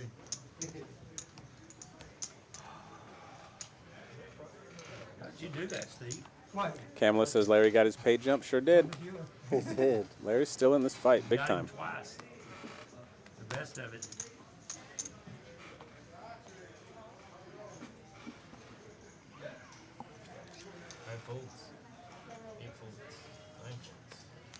Mauricio is here from Austin, Texas. For Jay. Aces for Hector. Larry with a suited 8-6. This is blind versus blind. Good thing he didn't jam. Let's see what. I thought he was for a second. What's there. Hector going to do? Hector did. It's actually kind of weird here with aces because when Larry just calls, you know he's never trapping. And you're going to raise and he's just going to fold. So it's like, you know, you see aces, you want to raise and whatnot, but if you know he's folding, I would just be sneaky. I like being sneaky, though. And especially if everyone has folded around to the blinds. Yeah. Right? What are you worried about? Yeah. You have him covered. You've got the best hand ever known to man. Let the flop come out. Let him connect. I almost just checked, you know. Well, you'd hate for him to hit trips, but, you know, worst case scenario, you still got him covered. Yeah. My default play there is check all the way down to the river and bet 1 blind. 1 blind? I'd like to think, yeah. Yeah, that is amazing. Even if I raise 100 Or jam. Yeah. Maybe he hits, Yeah. you know, a pair. Ken's got a nice one here. Ace, Queen of Hearts, 17 bigs. Folds to him.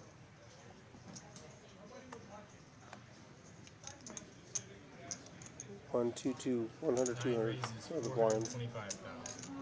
Original Macklin, all you missed was Larry folding down sub 1 big blind, catching 2 ladders, and now he is sitting on 5 blinds, but he's got a nice hand here, ace queen suited, which is ace queen. Now I'm looking to see what hearts and spades are folded. None there in those 2 hands. Well, they're both suited. I mean, they have the exact same hand. See the equity showing 50-50. 820,000. I believe that is taking into consideration cards that are known. So this is actually a fair fight. Call for a seat 9. He's got ace queen. Ace queen. They're both suited. Ace queen, and both suited. I think there's going to be a flush draw threat in this run out. There's going to be 2 spades on the flop. Larry's calling 2 spades on the flop. Larry, don't get greedy now. Larry, call for the back door. Uh-oh, 2 hearts. That's why you don't say that. 2 spades. Sweaty baby. Look at Drew slows in. Oh, Larry. Get your Larrys in the chat. Do we not have Larry emotes, Rude? Somebody quick, make us Larry emotes. Kyle says Larry's pulling out all the chip tactics. He's working with he's got moves. He's fucking game. That's why I don't play no more. Larry might have picked that up in the 1978 World Series you were telling me about earlier. Yeah. That runner flush? That's right. I'm gonna need to ask him to teach me that one.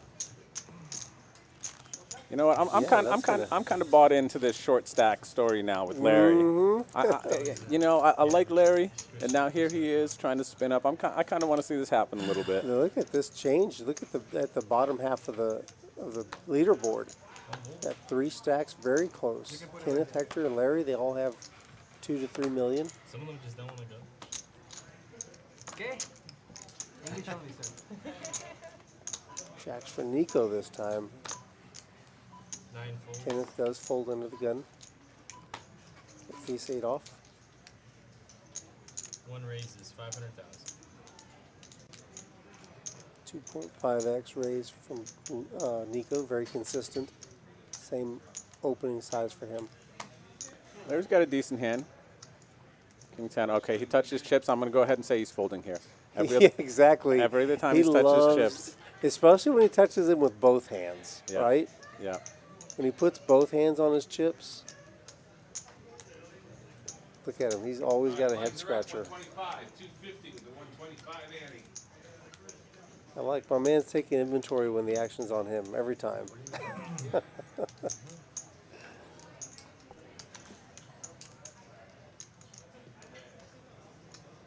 Birdman says his dealer's got the crazy hands. Yeah. Drew there. Happy Gilmore, our dealer in the box, is dealing some action. And yes, the buy-in for this tournament, $200 buy-in, multi-day event. We started last Wednesday, and we are finishing here on Monday. Steve makes a nice fold with the 4s, and the jacks are going to take it down. The rich get richer. All the experts were giving the under today. Let's see. I didn't put money on it because every time they do, The numbers. Lines are. goes the opposite way. And the blinds are going up. So I believe we're now going to be at 250, 125. Yep, looks like it. We got Ken throwing out his 250 there, the 125.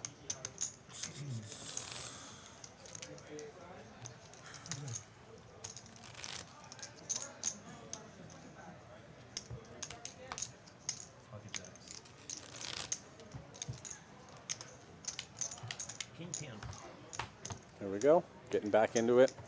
We got Ken in the big blind, Steve in the small blind. Blinds have gone up, so stacks are going to be a little bit more shallow than they were before. You can see all the chips in the bottom left of the screen there for Nico. He's going to be first to act. 1 folds.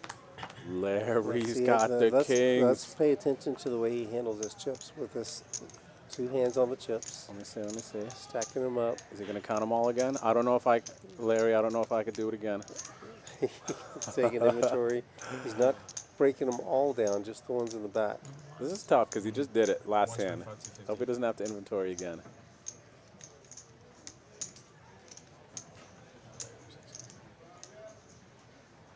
Not sure what he wants to do. How much do I have again? Larry might be. You think Larry's going to find a limp here? No. There he goes. There's the bet. Oh, no, actually, that's 250.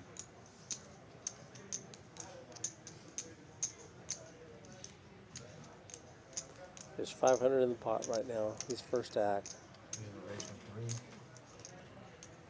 See what he makes it. Raise it up.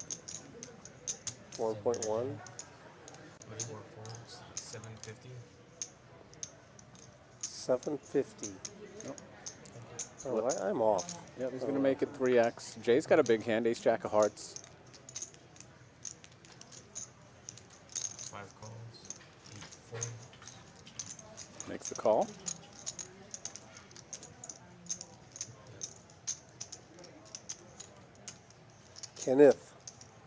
Kenneth with tens. Oh my goodness. 9 blinds with 10s.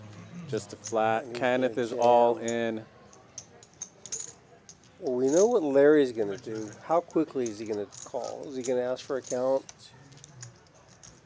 You know, Larry keeps it consistent here with his timing. I thought he was going to snap, get in there. I think a lot of players do, but he's not.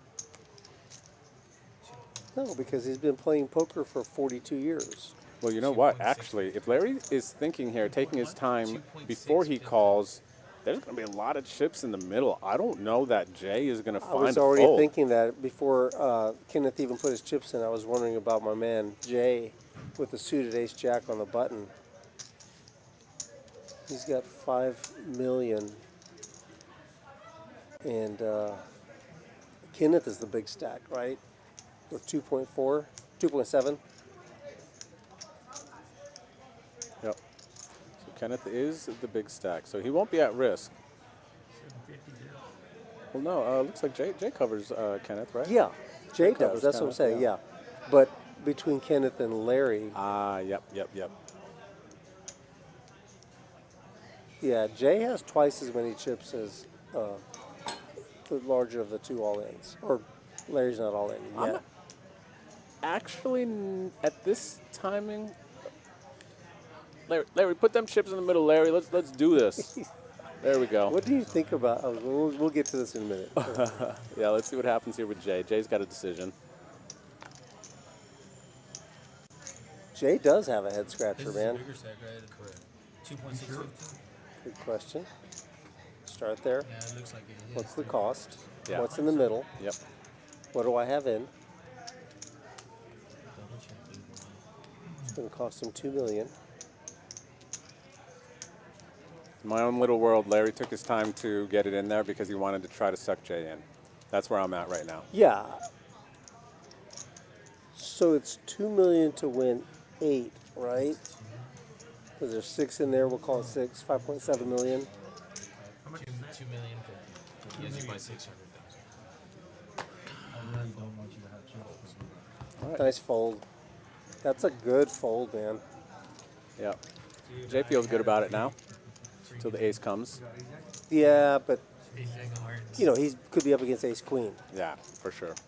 Ace King. Definitely a spot he could be dominated. I like the fold. He would have had to call, I believe, 1.9 million more for Kenneth. Kenneth really pushed him out with the 1.9 to in the 5.1 pot. No, I didn't. How much do I have? You got 2,050,000. 250. Yes. So he's got. He had you by 600,000. Oh! I thought you said. No, yeah. Yeah. There, I'm sorry. there. Yeah. I got You're my man, Chris. Thank you.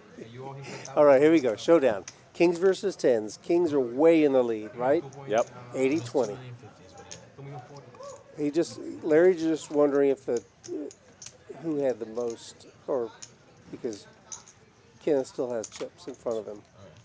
He didn't realize that Kenneth had him covered. So let's see. Here's the flop. All righty. Bro, I wanted to call something. Larry is at risk. The chip in a chair. Yeah, but he's way out in front. Yep. That is correct. Until Wow, Rude. look at that. Rude, look what you did. 10 in the window. Larry needs a king. Larry's not standing up yet. Hey, Kenneth. How's he feeling right now? Boom. Look at the ace. Look at the ace and the jack. Oh, For Jay. man. Chat.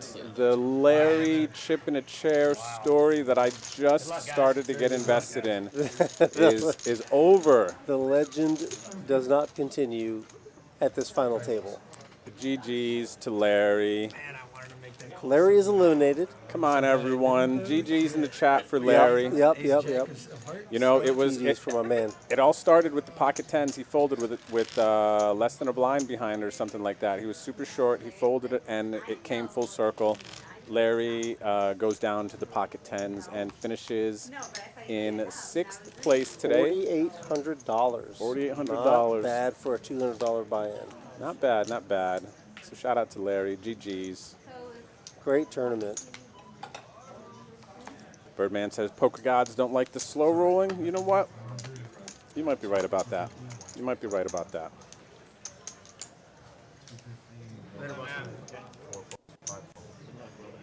He's got some moves, you know. I mean, some people might consider them antics, you know. It does kind of freeze the player behind him when he's touching his chips when the action's on him, and it looks like he's gonna move him in. You know, what do you think about that? True? Fair play? Yep, fair play. Yep. Fair play, I think, for sure. And He's just got a lot of experience. Yeah, 100%, 100%. And Demand says that now we'll see double the amount of hands because the short stack is out, which is going to increase. People can play a little bit more freely, but we don't have to wait for Larry to count his chips. But that's okay. Right. We get what you're doing there. We get it. That's funny. But yeah, shout out to Larry again. No, that was what a run! What a run! Good run. 5 players left. Look at Kenneth. Is he ready to go on a heater? I think so. Nico's got 5s, but before it's on him, Kenneth is on the button with Ace King offsuit. Nico's not the big dog in town anymore too much. He's got some dogs behind him now. Kenneth's got 22 blinds. Yeah, Nico's got 26. Yeah.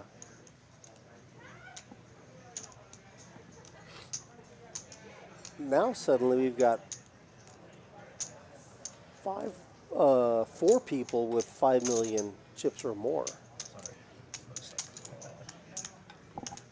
Nico makes the call with the 5s, and Hector with the decision in the big blind. He's got 9 blinds.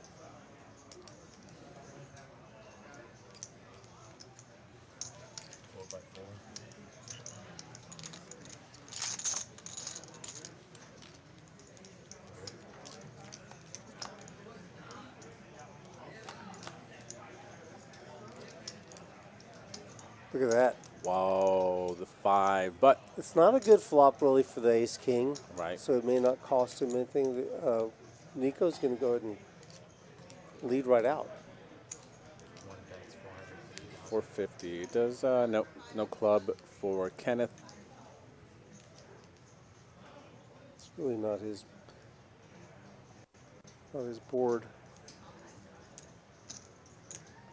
I would have loved to see Nico check there and see what Kenneth would have done on that board. I think that board is a spot where some experienced players understand what Rude's talking about as far as the board being for him. Is Kenneth going to be opening hands in that situation to connect with 6-5-3? I just played that really bad.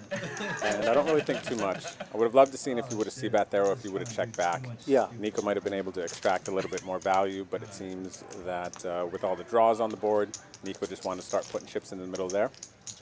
Yeah, maybe he wants to increase that lead. You know, people are catching up to him. Yeah. The stacks are Maybe. really moved around quite a bit. Maybe. Our short stack is now Hector. Yeah, if he wanted to try to stack Kenneth there, if Kenneth had an overpair, leading out there could very well accomplish that. So.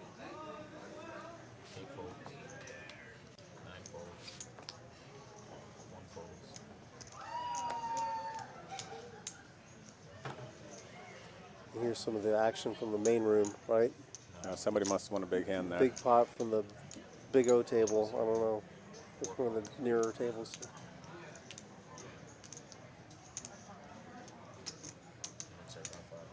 All right, we're going to see a flop here. We got Jack 8 versus Queen 8. Jay in the lead, and the chip leader in this hand.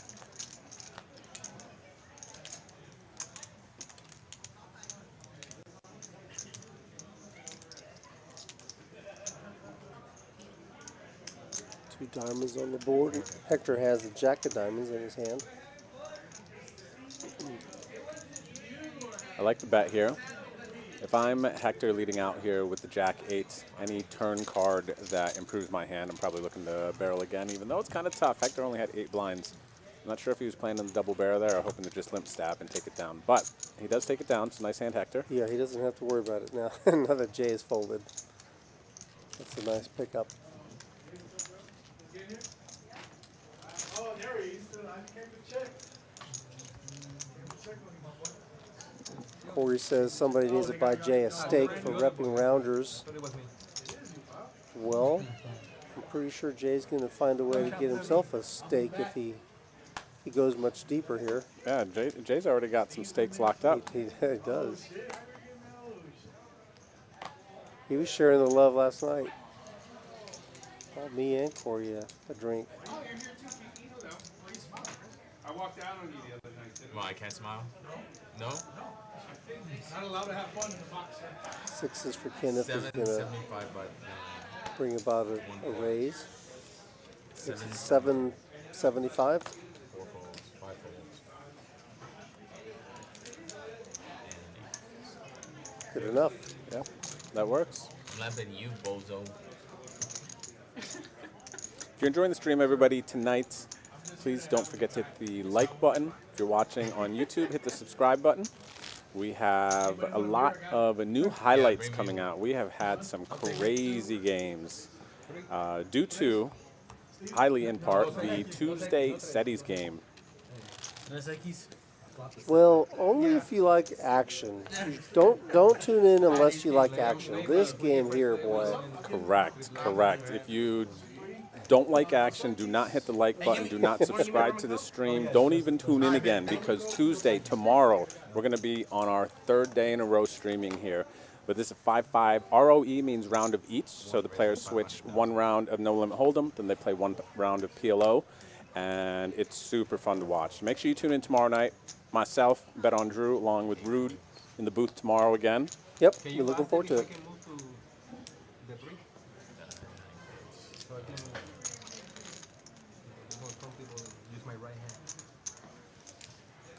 Bet and take it for Nico. Yep, starting to see some raise and takes. Ace-9, nice hand. What's our stacks looking like here, Rude? Yeah. Big brother up in the sky. Let me try to analyze this situation. All right, so we're 5-handed now. What they've locked up? What you know? The next payout is going to be. Let's see. We Yeah, got just way too strong. I was just trying to look bluffy. 6,300. So we got $1,500 page up. Okay. That last elimination. Look at these stacks. It's anyone's game at this point. 1 double up from Hector. He is second in chips. He's got 10 bigs, so he's not desperate. Nope. Yeah. Oh, sorry. What is it? 250? You can't switch seats? He said he can. Yeah, that's what I'm saying. Oh, sorry.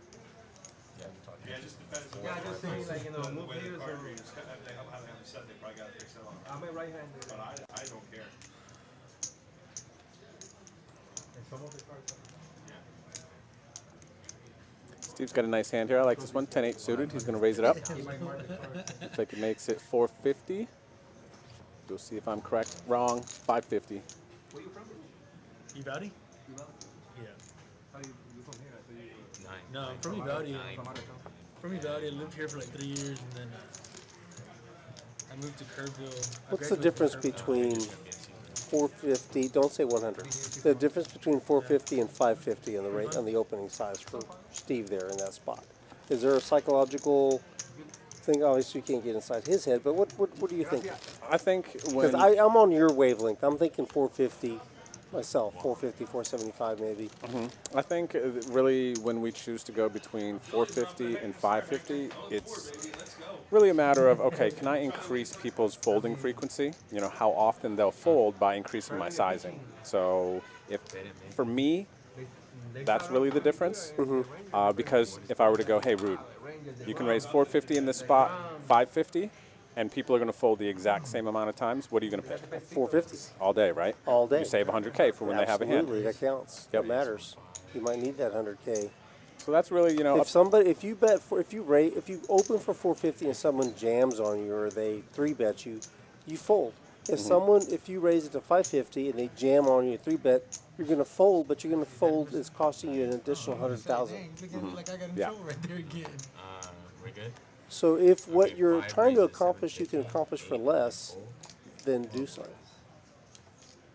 Do it for less. Do it with less. It's what us poker players are always trying to do, trying to get a little bit more value out of there. Lose less, win a little bit more, right? Yeah, the margins. Nico facing a raise from Jay. The ace-8 of clubs. I don't think he's going anywhere. Question is, how does he want to handle it?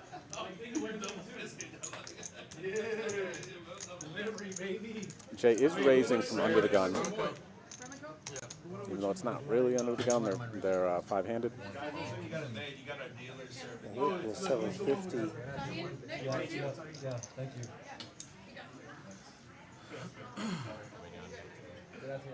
Laura doing double duty. Everyone getting it in here. Not just dealing. Keep them coming for him. Open seat. Coming. Okay, so notice the raise size from Jay. In a couple hours, right? I guess they hope we're raising than call. Bigger sizing here. We're raising than call. Significantly bigger. Yep. 3x versus 2.2, 2.5. That game, after that September game last night, the game was terrible.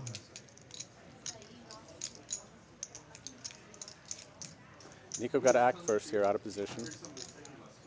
The small blind. He's got 2 clubs in his hand. Backdoor possibilities. This is interesting. In more than one way. Got backdoor straight, backdoor flush. He's got an over card to the board. I think he's going to feel good enough to bet this. Especially because we know he likes to put pressure on players. The thing is that this queen-jack board could have hit. That's a chunky bet, too. Looks like 1.1. 1 million. A little over half the size of the pot. 800. 800. Okay. Arkansas lost in February. Tough spot for ace-9 here. Definitely an interesting lead. Not a common lead, I would say. Especially leading into an uncapped range from an under-the-gun raiser. It can be problematic a lot of the time, and it looks like Jay is identifying that this could be weak a lot of the time, and he's going to raise. Goodness, this guy lied to me last night. He said he hasn't played multi-day tournaments. What was yesterday's date? Okay, it wasn't the first. He got you good then. April Fool's, I think he's... He got you good then, because Jay knows what he's doing. Jay knows what he's doing for sure. He was practicing bluffing last night at the bar. Look. Great. What in the world? You know what? You just got to give it up to Jay. I love it. I love it. Identifying that lead on that board, called out of the small blind. You know, you're just not. This is not a board strategically that a lot of players are going to be leading out into you. Wait a minute. This guy is doing something. Jay, I'm not kidding. He's really. I mean, you're right. He's reading the situation. The board. I mean, the lead out is really not. It's kind of weird, and he punished him for it. Yeah. I'm impressed. Jay, when you watch this back, just so you know, you got Rude all over the place. You got him emotionally just This is like awesome. unbalanced. Rude doesn't know what to do after that conversation you had with him last night. Props to Jay for identifying that situation and playing some power poker, taking it down versus the chip leader. Yeah. He's doing some work out there. Dude, I wasn't ready for the mic. Original Macklin believes that the lead out took too long and too big of a bet. And Jay sniffed it out. Yeah, I agree with that. I had ace suited. It was a large bet. I had ace off. You had ace off? Nothing on the board. Nothing on the board. Little timing You're gonna see tell regardless anyway, whether you someone- consideration. Good play. I got 3. Uh-oh. Got an extra card there in Kenneth's hand. I don't know which one. He just gave him 2 at once. Got a good hand. Ace queen. Oh, yeah, ace queen. Oh. All right, we're going to shuffle up the cards again and deal to you. Thanks again for hanging out, everyone. Hope you're enjoying this. We have, at the end of next month, we'll be doing another roundup. Oh yeah, another roundup. Yeah, or this month. We're in Actually, April. that's what End it of this is. month, we'll do another roundup. All right. I You know, swear, these I thought it was 100K easy. roundups, everyone loves When I it. heard We got a that, I big didn't know month it was- that we will be announcing But soon in I May didn't wanna here at raise it Rounders. too much to make it look You know like what? it was a- so I was like, how You and I big should the game try to make day 2 at this next roundup. You know what, Rude? How about we just fire 12 bullets again between us and then just come back here in the booth and talk about it? We could also do that. I don't like your plan as much as I like mine. I like your plan better too, honestly. Next time. All right, let's try this again. You have a cowboy now, one? What's he saying? You have a cowboy story now? Steve, hang until look, there he goes, taking notes. What color is he using? Kenneth's got a nice one. King Queen suited, one of my favorite hands. Mm-hmm. 9 raises. Gonna raise it up. 250 to go. 1 folds. 850. Jeez. And 4 Kenneth's gonna get it done here. 800 even out of total. Almost 3 point. I'm glad I put that 50 in there. 3 point something. I'm hitting and running. Kenneth don't mind. He's stacking chips. Yeah, it worked. Hey, you know, talking about stacking chips, Steve and Kenneth have made the biggest moves. Steve's gone up. He's gained 3 million chips, and Kenneth has gained 2.5 million chips. Those are our big chip winners so far tonight, and that almost has them caught up to our first and second place chip stacks. He bought him. Dealer. The other four? Steven. Okay, bet. Dealers. Hector's going to need to find a double up if he wants to keep pace with these guys. He's at 2 million, and Nico is going to find 2 red aces. Oh my goodness. Limp, Nico, limp. Well, Kenneth already limped.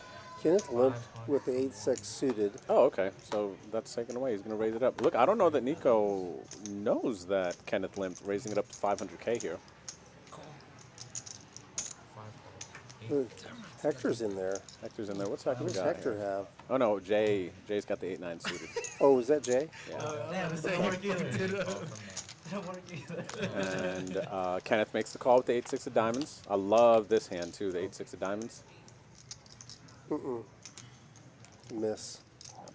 5 chips. Jack 5 deuce. Rainbow. 1 heart.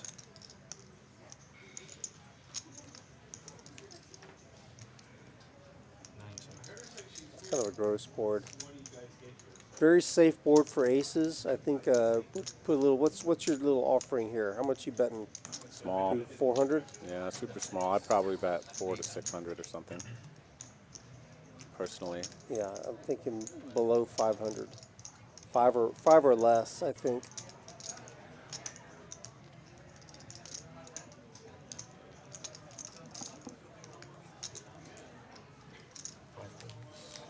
Jay's going to make the fold. I think Kenneth is going to follow suit, and he does pretty quickly. I love the support in the chat for Jay. You know, you can't help but cheer for the guy.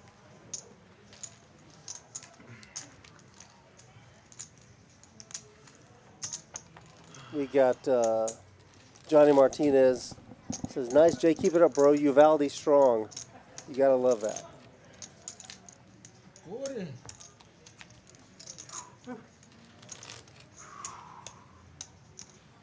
Is that like a backward direction or what? You can go double and then right. And you go to the right. I ran over there, ran over there, ran over there. I went there. I forgot about that entrance.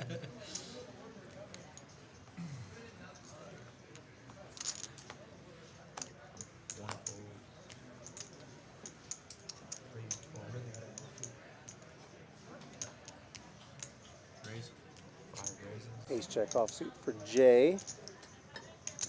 750. 3x. He's gonna bet. He's gonna raise a 3x. 3 times the big blind, 750, and we'll raise and take it. This is funny. I don't know how Steve didn't catch on my radar. I need to get over to Club more here. Michael in the chat says Steve's got a spreadsheet on every player. So people know about Steve and his different colored pens and all this. I think he's just noticing in the because he's on camera doing it, taking notes. Yeah. No, but he does. He kind of went over the sheet with me. I can't tell you all the secrets, but yeah, he's got probably a dossier on you. Oh, that's pretty cool. That's pretty cool. I like that. I remember my grandfather, my papa, he would record VHSs like Yeah. back in the day, and he loved, I feel like, taking notes. He had these little notepads of all his videos in perfect order. He had them up, and he could he had a catalog, and he was always writing on his little notepad too. So I like everyone It's at data. this final table. I like this, but there's part of me that's on Team Steve here now. Now that the chip in a chair story with Larry has come to an end. So you're jumping horses? Is that what you're saying? I'm a bandwagon jumper. You should have seen when I was in high school, my family did not really play sports much. Mm-hmm. I was super bandwagon. Braves, Cowboys, and Bulls. Whoever was in the lead. Back in the day. Come on. You know, Steve, or Shroom, has written 2 personal finance books. Oh, wow. So if whatever he wins, he's going to be investing, his winnings. But, he is heavily, his background is data collection, data analysis. His first final table, we are witnesses. Let's go, Steve. Doing well. Steve raised the 7s up to 600K, and it looks like Nico is going to defend with the 8-9. And out flops Steve. Flops middle pair. 8 bets, 800. Steve's going to make the call. Or actually, Well, Steve he's bets. leading out. Steve bets. Continuation bet for 800K. Nico makes a call. We're going to see a turn.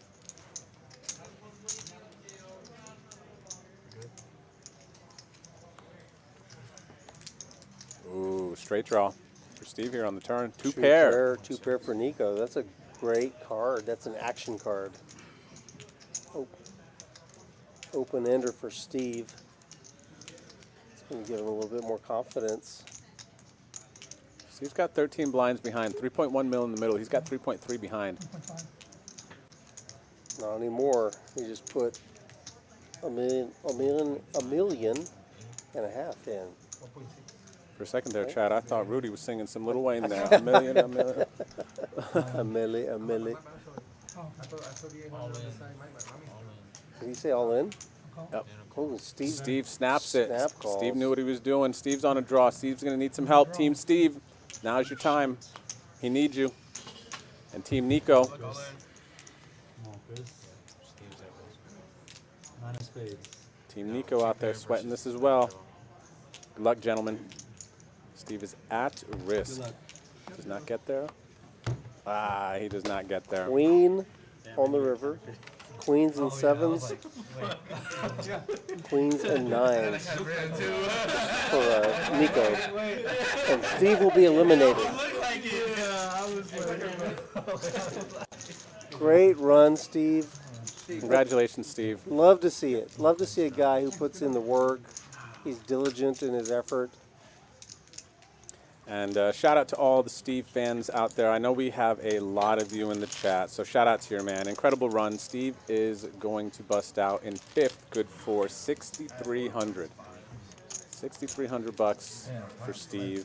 And of course, nice hand to Nico there. Nico came into the final table with the chip lead and has not lost it yet. And that was a huge pot right there. He's up to 49 blinds again. Right. Big, big stack. Yeah, and I think Let's go. so. Now we're down to 4. Yep, Hector's our short Four-handed now. stack. 8 blinds. We got a battle. What's everyone locked up now, Rude? Next is 8,500. 8,500 next. 4 players. All right, we're approaching the 5-figure scores.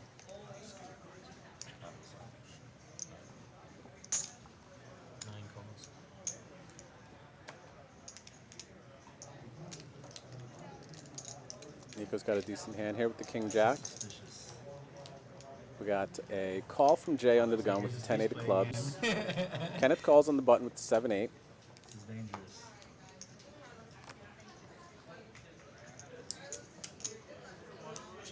We're going to see a 4-way flop. Am I tripping? Did Hector change or something? I think he lost his hoodie. Oh, okay. He de-hoodied. My eyes are seeing right here. Looks like Nico's still in the lead with the King Jack.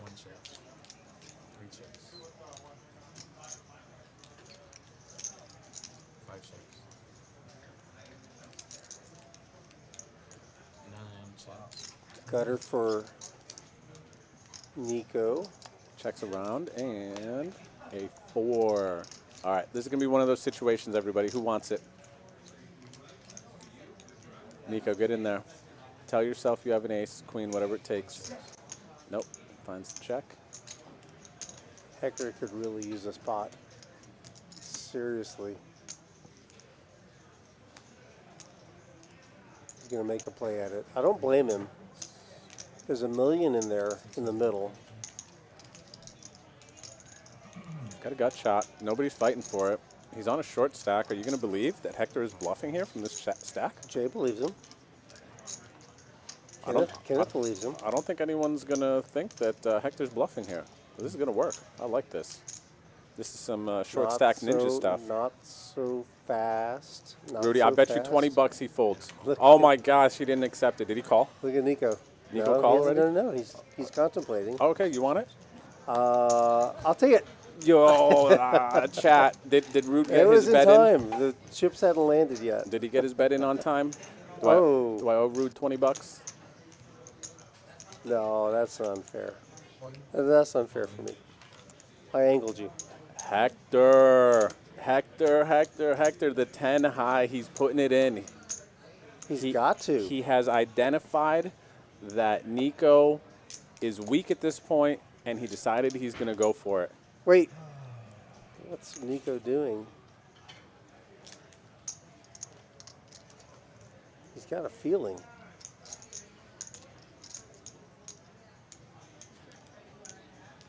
I have king high. Oh my gosh, no way. Rude, do you want to put something down on this, whether he calls or not? No way. I don't see how he can call. But look, he's suspicious. Look at Nico. He's got some, like, I don't know, he's got a feeling. He's got the active, that energy. Listen to those chips. This looks like a serious thing. Yeah, he's not doing this. This is not antics. How can you think Hector is bluffing here? He can't. He's got something here, man. Nico's on another level if he makes this call. Dude, I think he's going to find a call now. First, I thought there was no way he would just auto fold when he sticks the rest of his chips in there. I know. That's what I was expecting. Look. I was expecting auto fold. He's looking at him.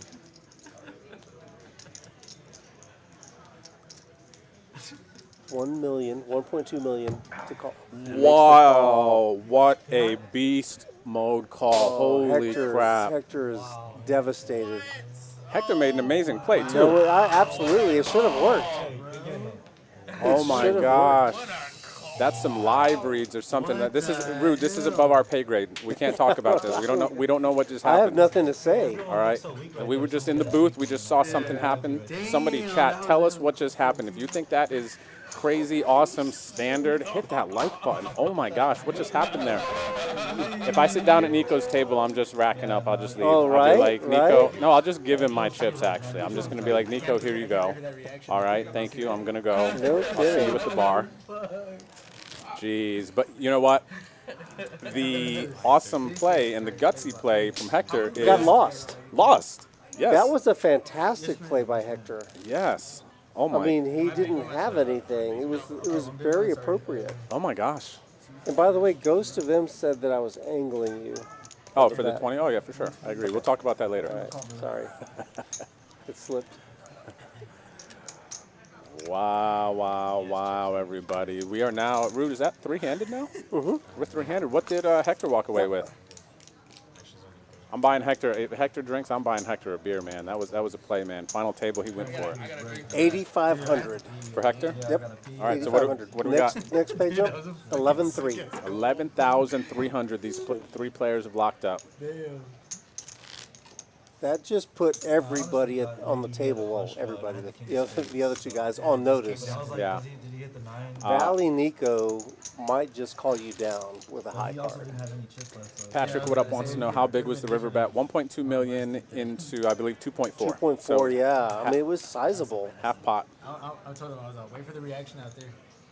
When they see that hand out there, wait for that Woo. reaction. call. Man, if I buy into a tournament and they sit me at Nico's table, I'm just gonna auto bust and go get another ticket. Yeah, I don't blame you after that one. So now what do we got here? We got Kenneth on 15 blinds, Jay on 23 blinds, and Nico, I think after that hand, has about 60, 70 blinds. He's in a really, really good situation.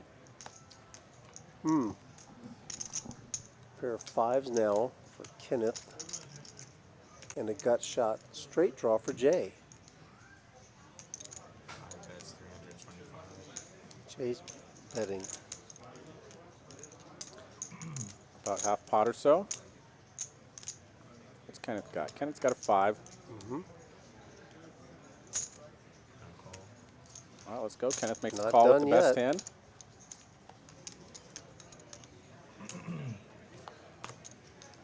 It's a diamonds. Kenneth still got the best hand. Let's see if Jay can fire another bullet here.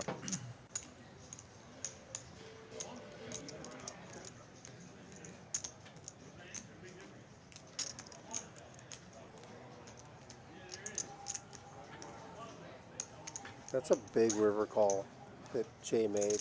That's really, I'm telling you, that hit the other two guys too. They felt that. I'm still spinning from it too, Rude. That's good. Kenneth will take this one. He's going to add 575 to his stack. Here's a look at our leaderboard. I wanted to tell you, but I didn't want to interrupt you. 15 million. Yeah, Nico Nico's got a 3-1 chip lead over Jay. Jay and Kenneth quite close. Yeah, Kenneth needed that. Going to pick up their keep pace. There we see the previous eliminations.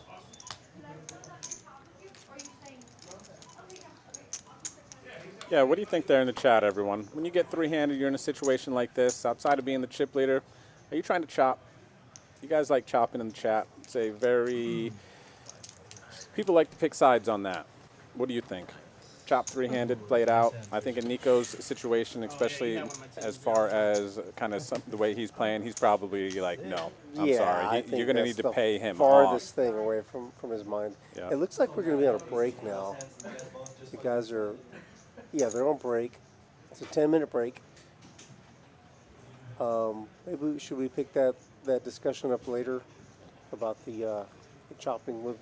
Maybe let some comments come through to the chat. Yeah, we got some comments here. We got Sir Pogsalot. What's up, Sir Pogsalot? Says play it out. We got Original Macklin says I prefer chop by chip amount percentage. But I think that's a situation here as we can kind of see the chips as we're staring at them.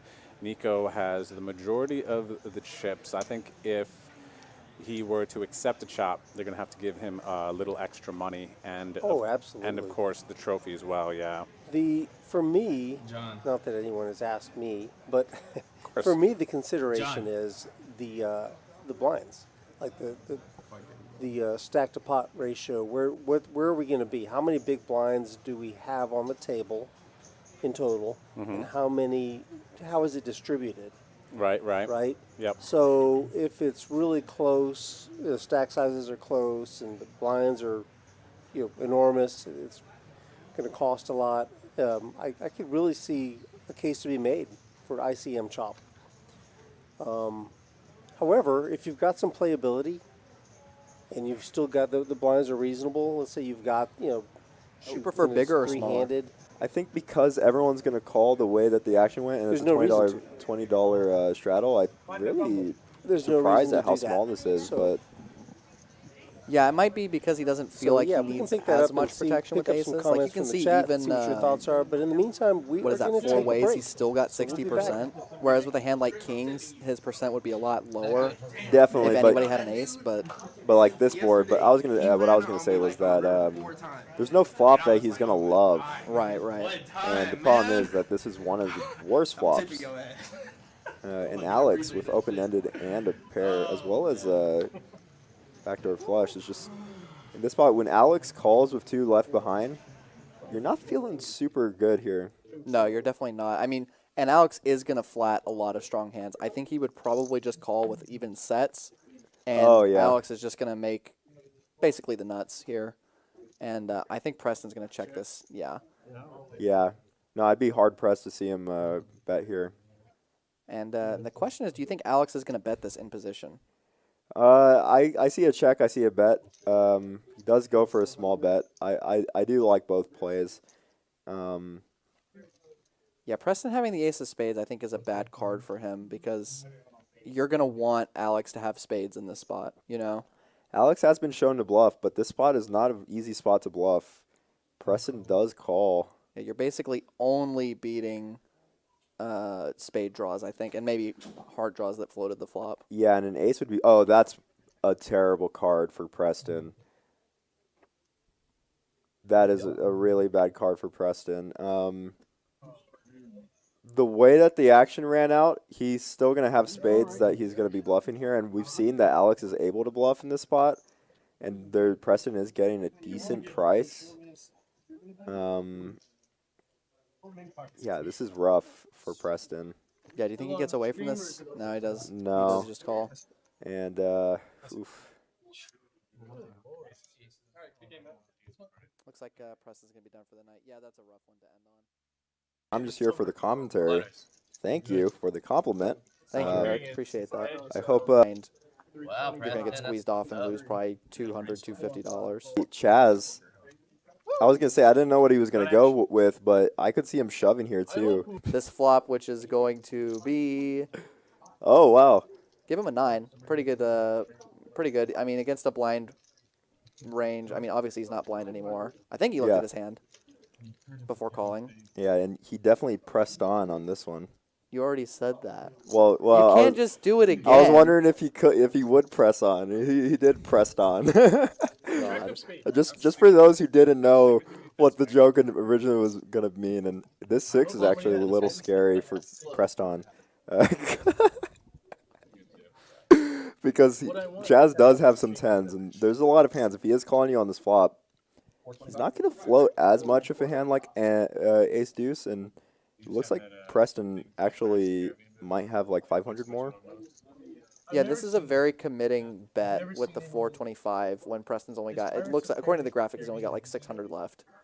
And, wow, Chaz is going to float here with ace, or not float, I mean, I guess at this point he's just calling down with ace high on this board. Yeah, and it's also indicative of knowing his image is that Preston is one of the players who will be willing to bet here with Queen Jack, for example. And wow, this river is terrible for Preston.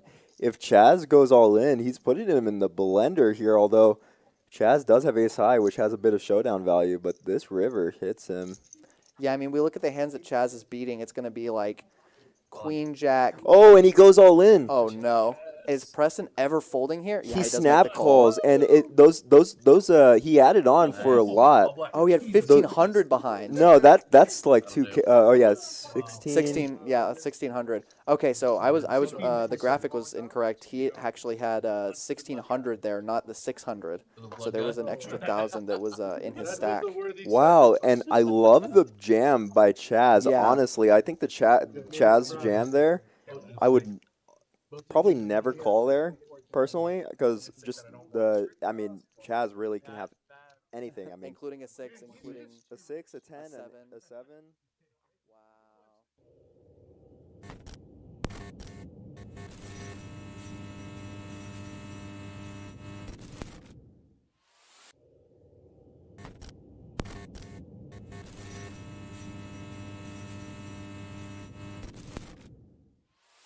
Ooh, Preston's just going to go for it. Yeah, and I don't mind. I mean, you kind of want to bet range here, although this is not amazing for your range. Jacob is very happy to have the 10 of spades, although when we put Preston on hands, he's definitely allowed to have single spades that contain aces and kings. So yeah, and you're drawing dead to, or close to dead to a hand like King Jack with the King of Spades, Queen Jack with the Queen of Spades, Ace Jack with the Ace of Spades, etc. Yeah, I mean, this is a spot that you got to proceed with caution as Jacob, and I wonder what he does.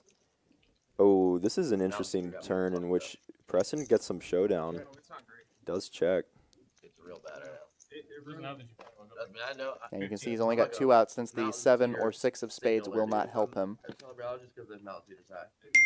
Oh my and he God. hits the offsuit 7?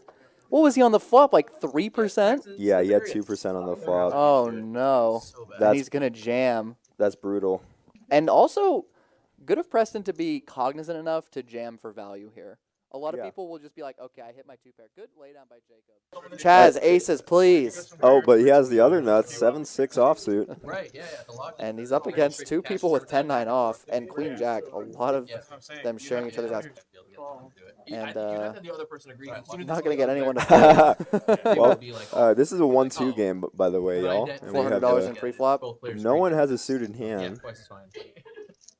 So we're going to see...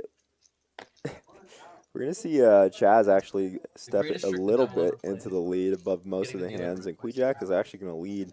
For 25, this is a very, very weird bet, just because you're often going to get re-raised by a lot of hands here.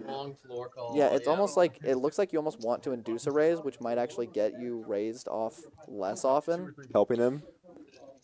Well, now everyone has everything except for Zach. And Zach's actually going to continue on this turn. Now, this is very surprising. Only Jacob with a spade, but nobody else has an actual flush draw. Yeah. And Chaz is the only one with a pair, and does make the call. This folds open-ended. Oh, yeah. No, but it's definitely a good bluff candidate. Wow. Chaz makes the call with a 7. With Zach behind. Zach is not ready for the hands he's about to see. No, very surprising to see the call there.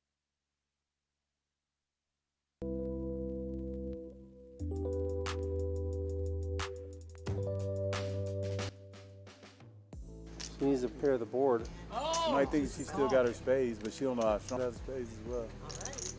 She just called, right? Come on, Chaz, pull me Fireworks, in. second hand. Let's go. Fireworks, first hand. Bink! Oh. Skrilla just gets better. Yeah, Skrilla's hand improved. Bubble, that's a miss. Uh-oh. Yes. Oh, Start she me off with the stuff. won't be undersold. Then you got a fucking headset. 500, huh? Oh, yeah. Is he going to be nice? Is he going to play nice? No, let's start off. That's that old school right there. Would that be any good? He know. I'm all in. And a blue ball. So you know I got more than that. If you can't beat that, bowl. She missed. He missed. He had 2 pairs. You see what I'm saying? You're beat. Does he have What, you got a set of 10? the 2 cards that make it rougher? 6-10? He's trying to talk her into call. Let me ask you a question. Okay, let me answer. Do you think you bet 500? Okay. Do you think I'm not? If I put all my chips in there, you don't think I got the nuts? No.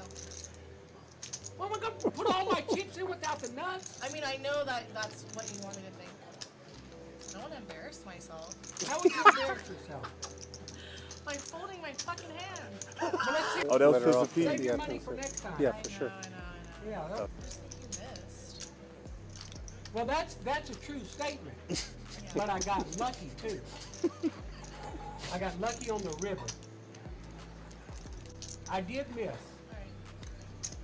Can I show her one more card? No, it's okay. Show me. Yeah, fuck yeah, show one more card. But I'm sorry, it's worth it. It's worth every minute. I call. I have a set of sense. Ah! Alright. See how you I act. told you I got lucky on the river. Hey, you guys just witnessed poker, y'all. Oh my gosh. That's old school, new school, and that's what happens. That's pokery, that's salesmanship. That was the fucking go-to saying. 5,000. All right, ladies and gentlemen, we are back to the action here. Jay's all in? Is that right? With 8-4 offsuit? Looks like it, Kenneth. Thinking about calling with 13 blinds now. Thanks for tuning in, everybody, tonight. This is Rounders Tonight. My name is Drew, a.k.a. Bet on Drew, with my man Rudy, a.k.a. Rude. It is I. It is we. We are here three-handed. Everybody has locked up over $11,000 at this point. First place is $23,500. Thanks for hanging out again, everyone. If you're enjoying the stream, please don't forget to hit those follow buttons, smash the like button, and don't forget, we'll be back tomorrow, so turn on those notifications. We got a big cash game coming at you tomorrow. Some PLO, some no-limit hold'em, a lot of with some of the biggest characters in San Antonio. There should be fantastic action, entertainment. And Kenneth is really giving this some thought. If he calls, he's the one who's at risk. Yep, correct. 13 blinds, A7 suited. I get jammed on three-handed. What do you think I'm doing, Rude? Oh, you're gonna fold. Me? Yeah, 8-7, Folding. three-handed. No, 13 big blinds. Yeah, you still got work to do. No. No, you gonna go with it? Yep, definitely going with it. A7, Hey. A7 suited. I think is a bit too strong. You might be three-handed. right, but I'll be afraid of the 9s, the 10s. Rude. That's monsters under the bed. Ace King is a monster under the bed, but yeah, you're right. What's up there, Dunner? So it sounds like a nice tourney, Drewski. If it's 25K for first, yes sir. $200 buy-in. Started off with a 100K guaranteed here at Rounders and ended up getting 137,000 in the middle, I believe it was. That's a great turnout. Yep, and you're listening to Rude and I talk here. We contributed 12 bullets to this prize pool. So you're welcome, everybody. Macklin believes Ace 80 calls. Ace 8 will call, yeah. Yep. Yeah, I mean, I think that the Ace 7, again, it's kind of on the line. Ace 8, I don't know. Ace 10 for sure, I'm in there.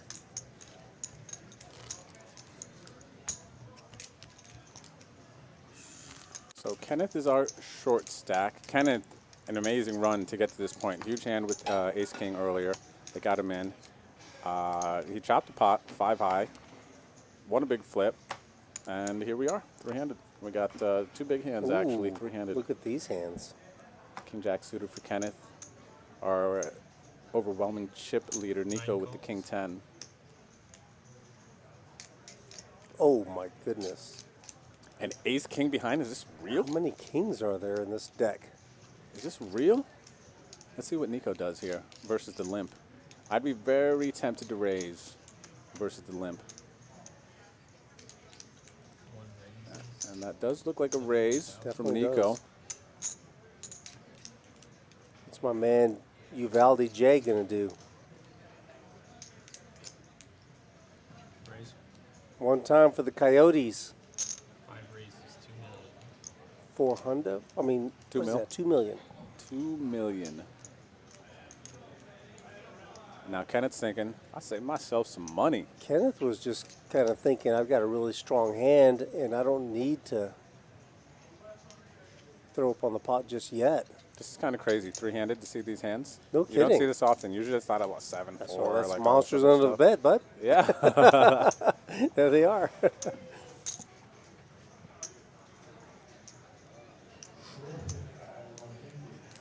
I agree with you there, Stabo. That is a pretty cool hat that Nico's rocking with the South Korean flag. It says float. I'd buy it, 100%. What about this raise from Jay? The 3-bet. Would you buy that? Nah, I'm going to get out of the way with King 10 here. Mm-hmm. Jay wasn't the short stack. Kenneth was in the hand as well, so I just think it's less likely that Jay is going to be getting out of line in this situation.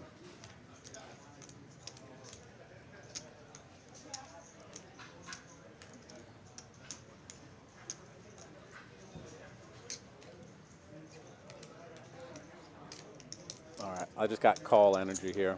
I think he's just going to call Peel. If he calls 1.3, there will be 4.5 in the middle. Jay's got 4.2 behind. Yeah. He just got through calling Not much. King High a little while ago and was right. Yeah. He was rewarded for that call. So, and it was for 1.4 million, wasn't it? Yeah. He's got some confidence.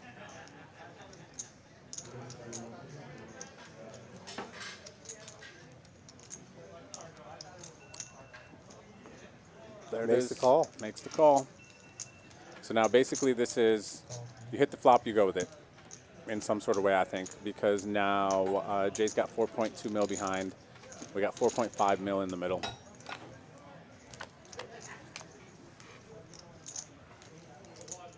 And all spades. No one with a spade?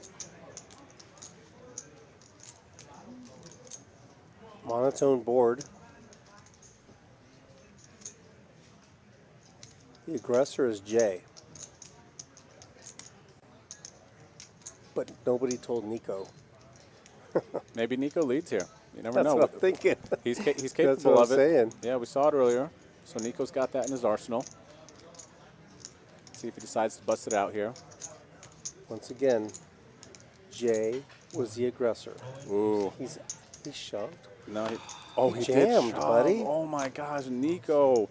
Nico is on another level, man. Ultimate pressure. And you know what? He's going to get the better hand to fold here, but also Kenneth folded King Jack of spades. Kenneth is kicking himself. But you know what? That's, I mean, that jam there too by Nico. Ken is our short stack. It puts a crazy amount of pressure on Jay there. Right? Absolutely right. Yeah. On the break. ICM jam. Yeah, on the break, I saw Nico and I pointed at him. I was like, "You are a man's man." I told him that I said that was a fantastic call. So I don't know where you got that. I don't know where you pulled that from. And then I saw Hector too, out in the main room when we went on break. And I said, man, that was a great play. It should have worked. Yeah, yeah. Really should have worked.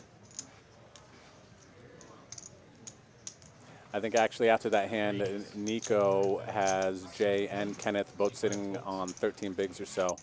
He's got ace-9 here. He just puts it all in. Kenneth with a reasonable hand, honestly. King-6 suited. He makes the call pretty quickly. Oh, it was just a min raise. I thought he went all in. Okay, so easy call there. All right, let's see a flop. Let's give Kenneth some chips, just because I don't want this to end quite yet. Oh, excuse me, 2 hearts. Didn't speak fast enough, Rude. Yeah, I know. That flop is all about Nico. See 9 checks.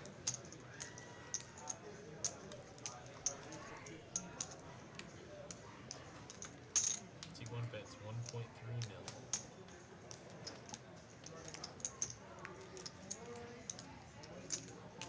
Backdoor clubs for Kenneth. Is that enough? No. Not enough, not enough. Too Not much of a enough. stack, yeah. Yeah. 1.3, he's got 2.8 behind.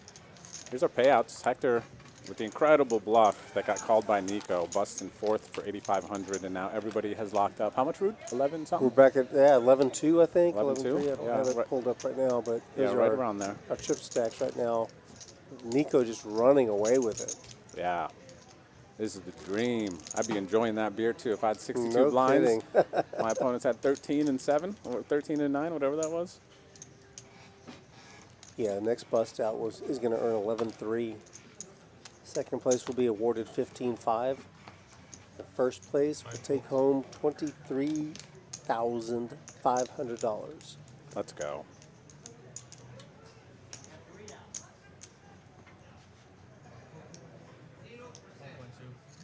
Nine raises to 1.2 mil. 1.2.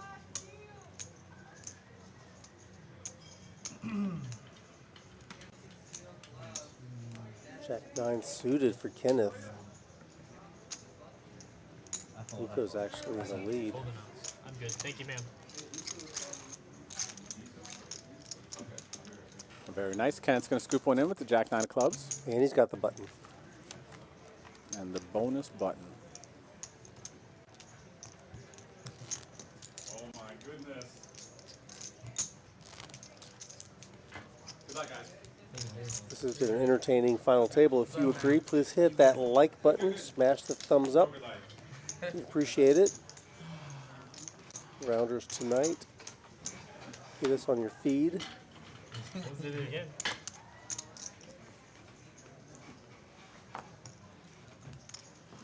Nine folds.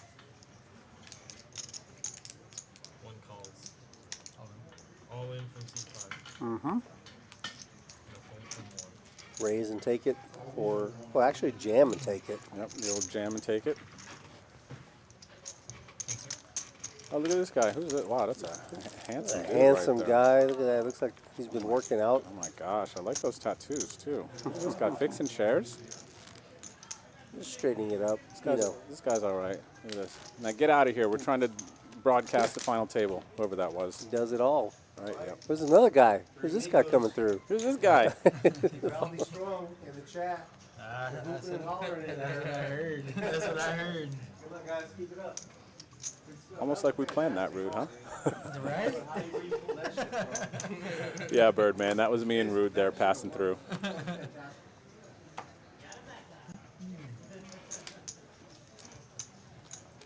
What's up there, Cupcake? Thanks for hanging out with us. Intimidator, everybody hanging out on YouTube, Twitch, Facebook. We appreciate your company, and we do hope you're enjoying the stream. This has been a fun one.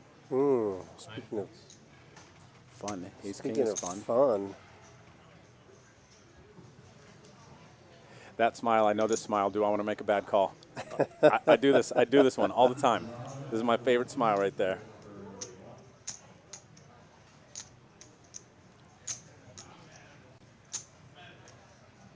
I usually do the same thing too. I fold. He showed him fold. Yeah. Nico wanted that one. Nico wanted to be the one jamming that one. You got me with that other one, bro. I have to come back some kind of way. Yeah, I'll leave. That was a good This raise. kid Jay is really I was gonna call it his raise. impressive. I would have flopped the hell out of it. I'm a big fan of Jay after hearing how he lied to you about playing $40 tournaments last night. I'm a huge fan. I subscribe to Jay. I thought he said barn tournaments. I don't even know what a barn tournament is. Oh, maybe he said bar tournament, like a little small little. You win a bar tab. Yeah. That's probably what it was.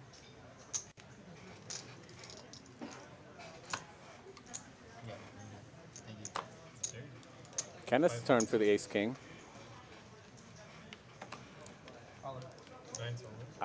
This is getting called.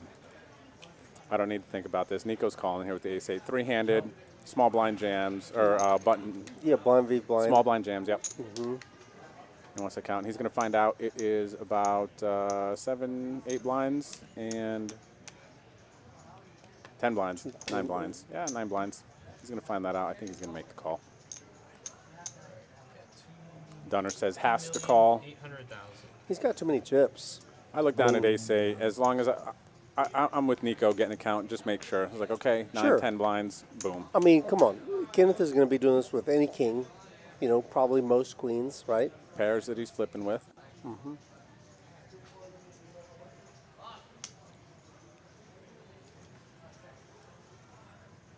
Kenneth would do this with King Deuce, King 4, any of those. He's ahead of those. There it is. Call. That is a call. Good luck. Kenneth is at risk versus our chip leader, Nico with the Ace 8. He's ahead. There we go. Perfect there. Set up by Happy. Gilmore. Nicely framed. Let's go. We're going to get the count right. And Kenneth is going to be at risk. Kenneth has already locked up over $11,000. Let's go, Kenneth. But everybody wants the win and the trophy. Flop comes. King. King for Kenneth. Bangs it out. He's going for a royal. Does he get a hat if he makes a royal on the final table? Maybe. Check of clubs. Oh, there we go. Kenneth going to get a big, big double up here. 5.8 million, 19 blinds now. Jay is our new short stack. But not by much, 17 blinds. Not by much. It's anyone's game here still. Nico doubles up one of them. Yep.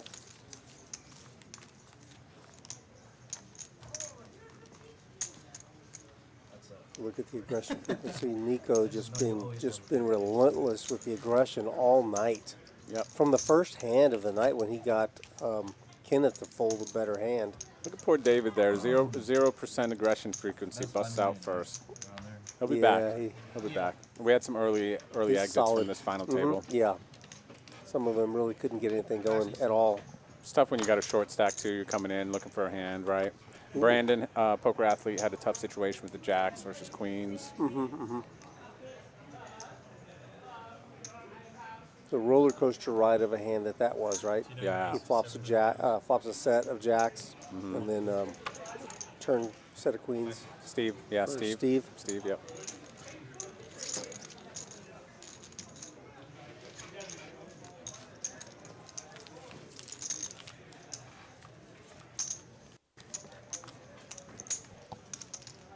quite as much talking as there was early.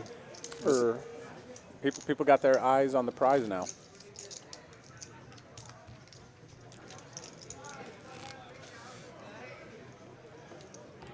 Corey is in the chat saying that he spoke with Nico about the fact that he hasn't won a tournament or gone deep in a while. Recently he said he just hasn't been playing his best. Well, whatever Nico did, I want to know. Looks like he figured it out. I want to do the same thing. Note. I can take notes. I can listen, Rude. You coachable? I'm coachable. Yep, I'm coachable. Nico, ace-8 suited on the button. I mean, the guy who's got putting all the pressure on it, he's getting hands. This is what it looks like, huh? Jay with that pregnant pause. This means raise coming to me. King 8 suited. Is it enough? Big moment. Call from 5. Makes a call. He's going to see a flop. I like flops. Let's see what we got going on here. Jay with King 8 of clubs makes sense. Kenneth gets out of the way.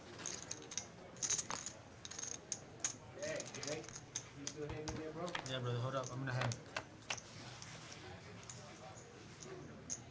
Oh boy.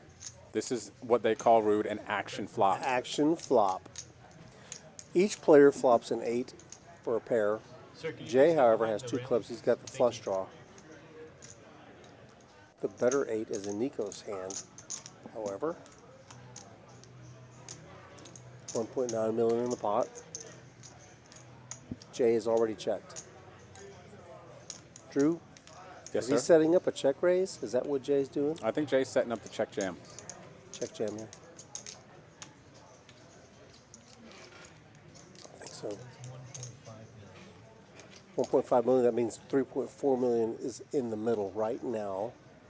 Jay has 4.2 million. It's virtually a double up from this point forward. Jay's holding in the excitement quite well. I would be excited here, right? You would too, right?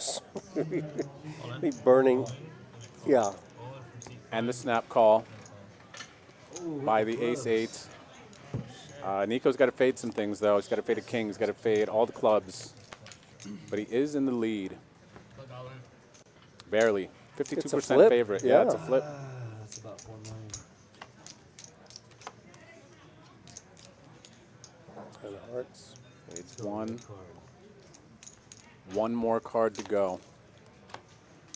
And it's a blank. Do it. GG's to Jay. Going to bust out in third. He battled. What a Jay earned third place here. There's respect right there. That's a great run for Jay. Congratulations, young man. Congratulations, Jay. Incredible job, man. That was, he played some poker, man.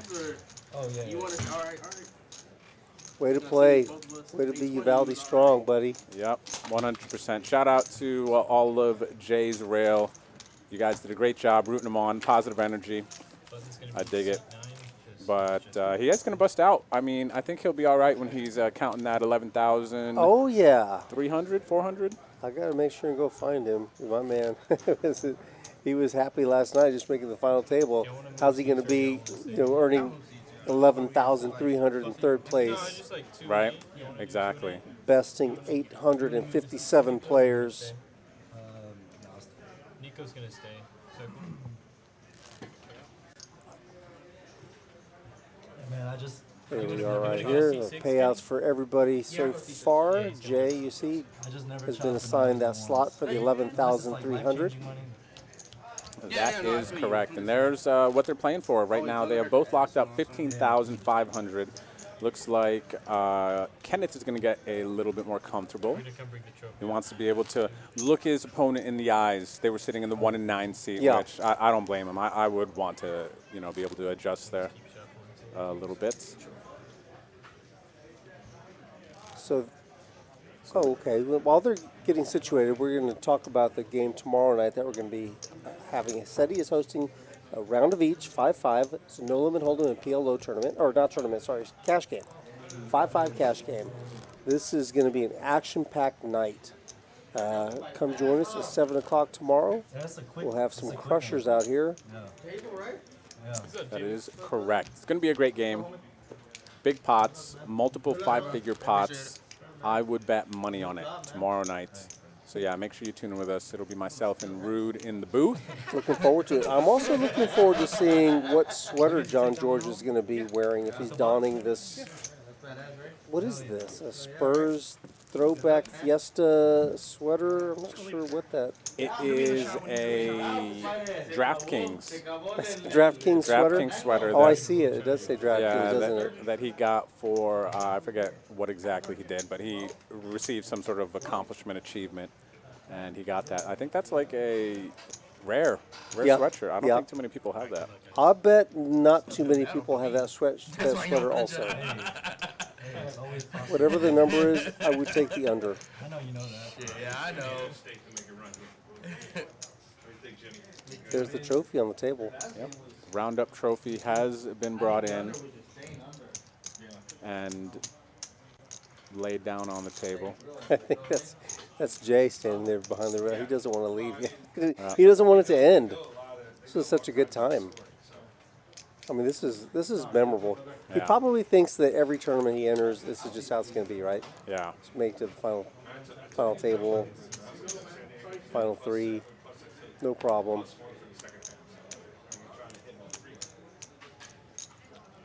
I'm here to tell you, it ain't easy.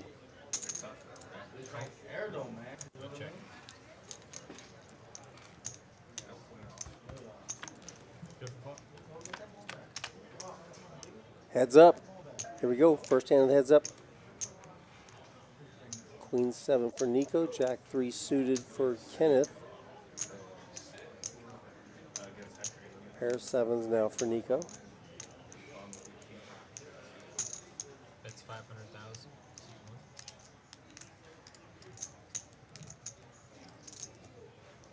And Kenneth will let that go. Man, how about this ultimate pressure in the chat for Kenny from Windbreaker. Windbreaker says, "Come on, Kenny, if you don't win, we are no longer friends."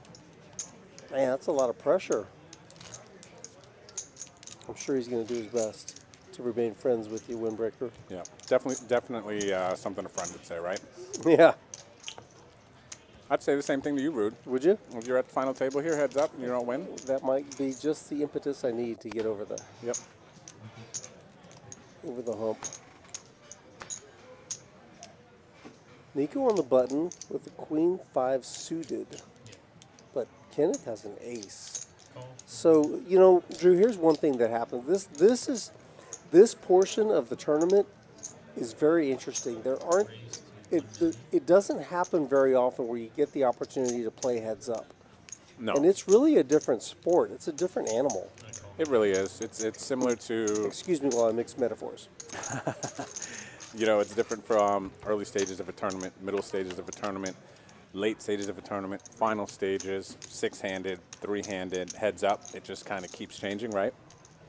So there are different ranges that you're going to be opening with because, you know, when there are fewer and fewer players, you get to widen your opening range more and more. Now it's just heads up, and now it's really about position, right? It's about playing a lot of hands and battling versus your opponent, figuring out their tendencies when they're folding, how they're playing. You know, there's a lot going into heads up. Very, very lot.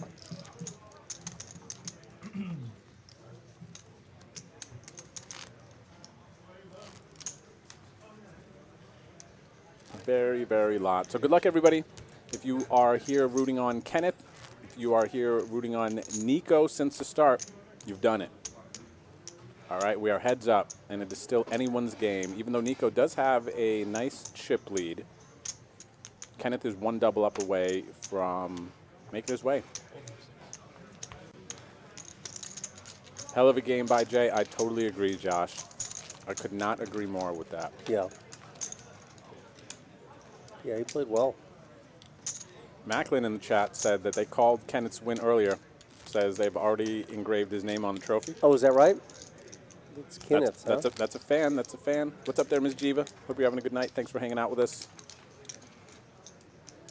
Well, he's got a big stack to overcome.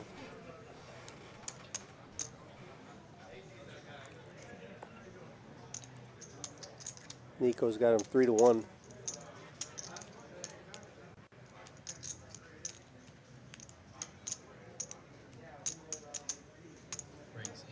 $18 million to $6 million. Actually, it's closer to 19 million.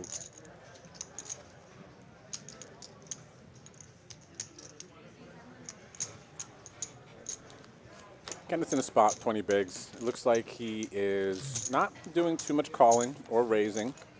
Heads up is definitely a different beast because when you get down around 20 big blinds, you can really start to change your strategy to where when you're not raising as much, you don't have to play fit or fold. You can actually start implementing a limping strategy on the button around 20 bigs, seeing how your opponent reacts to that. This is actually, even though I'm not a heads-up specialist, I love getting heads-up in a tournament and kind of just seeing how my opponent's going to play. Yeah, it means you've done well. You've gone far. Yeah, exactly. But it's like, I'm going to, let's say I'm in Nico's spot here. I start heads up with the chip lead. I'm going to be doing a lot of raising, seeing how my opponent's going to be reacting to that. And if they start 3-bet jamming a bunch, I might downshift. I might start limping the button a little bit. Right, right. If I'm in Kenneth's spot, I'm going to be limping the button a bunch with my stack and seeing how Nico is going to be responding out of the big blind, to those situations. Is he going to raise when I'm limping? Because if he is, then now I can limp a big hand and then jam over the top, call, trap. So it's a very, very interesting heads up. Right, The way a lot you of can different adjust. levels. Like, look at this here. Is this a call? Yep, looks like a call from Nico with the 8-5. So Kenneth raised on the button. Yep. Nico's calling. Oh my goodness. Trip 8s for Nico? Yep. And let's see if Kenneth continues. Look at the hand that Kenneth has. This is not fair. King Queen is a very powerful hand. Kenneth makes a good check on that board. That's 1 million. I was going to say, don't give him a queen or a king on the turn. That's 1 million. I mean, I tell you, honestly, I think I would probably continue here if I'm Kenneth with a king queen on this board. It's tough, because then if he calls, he'll be down to 4.1 million, 4 million in the middle, and then Kenneth would have to decide on the river. I think he'd be in a tough spot a lot of the time. So I think Kenneth probably sniffed that out. He's like, if I call this, I'm going to be in a tough spot. What am I looking for?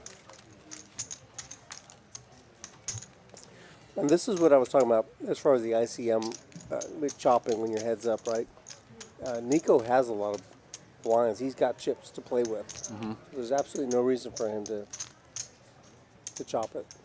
Yeah, no. And as soon as they got there, Kenneth, I believe, when they got heads up, brought it up. Nico's like, no. And then Kenneth's like, okay. And then they just went about their business. But I don't blame Kenneth for throwing it out there. He might have been able to make himself some extra money. Sure. In some situations there.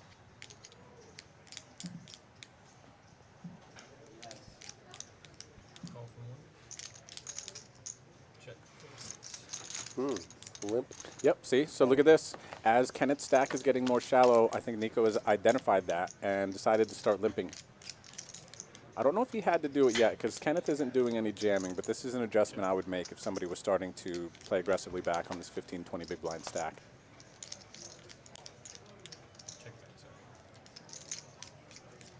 Nico's still got the lead. Check, check. Kenneth's going to need a jack or a 9 to win this one. Deuce will not do it. Double paired board. Ace kicker should be good enough. And Nico knows it. Yeah, not really a spot here, I don't think, to bet. Super easy call with ace high, especially when my opponent checks back and they're just very ace high heavy. I'll be very surprised if Nico folds here. Call for Nico. Makes the call. Yep, snap call. Going to take it down. Kenneth knew he had to bet to win there. Right, and also, Kenneth is really going to be surprised that Nico has an ace there on the button because he limped. I don't disagree with that. Though in some situations, I know some very capable players, are going to be very conscious, as I noted the adjustment that he made there, because I think that was the first time he limped the button. Maybe the whole tournament, actually. Kenneth down to 4 million.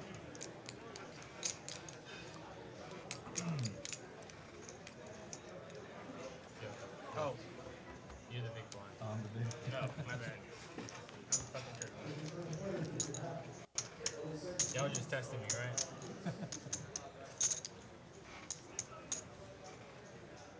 Kenneth, 13 bigs. Suited jack on the button. For this situation, I would love to be able to just call, see a flop in position. If he thinks that Nico would be overfolding jams, he could even start thinking about doing some jamming, but he decides to raise. I like it. What does he make? 1.2 blinds, so he makes it about 4 blinds. I think this is going to get the job done in a good amount of time.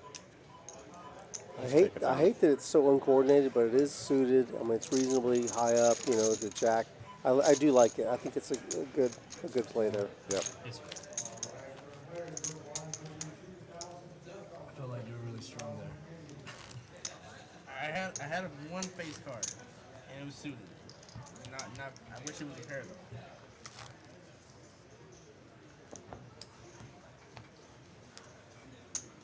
Wow, first bad read by Nico there. Thought he was real strong. Yeah.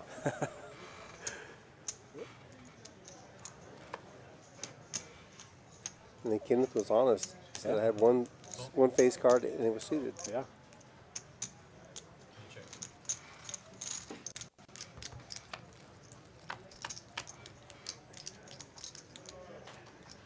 They each hit a pair. Each hit a pair. Top pair for Kenneth. This is a spot here because Kenneth's going to lose some chips. Or, oh, he's got the 9. Kenneth checked, and he checked to it. There we go. I promise you I can read, Rude. I promise you. Well, maybe if you weren't standing on your head, you wouldn't get things reversed.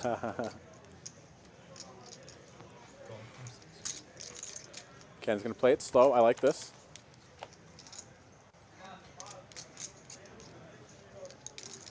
In the spades on the turn, he's first to act. Could be problematic. Let's see what Nico does. He checks back. He feels he's got a pretty good showdown value with the 7. But can Kenneth find a bet?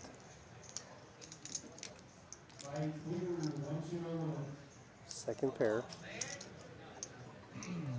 Looks like he's sizing up for a value bet. He does. Looks like he bets 800. Nico's got that look. He's got that look.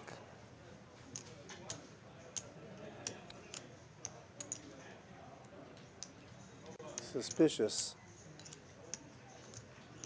But it's only 8 green. What do you call that? Lime green? Neon green chips? I'm with lime green. I like lime green. Let's call it that, yep. Call. Does make the call. Understandable. Kenneth is going to pick up a nice pot. Very nice. 3.4 million chip pot. Nice job, Kenneth. Battling, keeping Nico on his toes. He makes the check call on the flop with the 9, weights it down, value bets river. After a turn, check. Very nice hand. Still within striking distance. 19 million to 6 million. That's a good bet. But, button's gonna be the small blind. Damn it, keep forgetting. Fuck.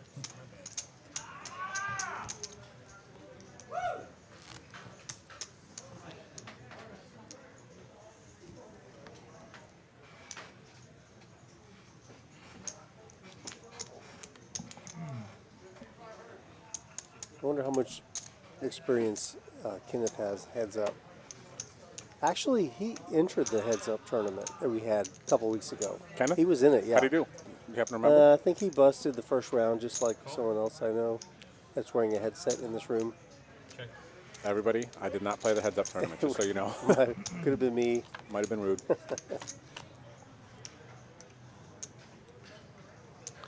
Two pair for Nico on this flop, and bottom pair for Kenneth.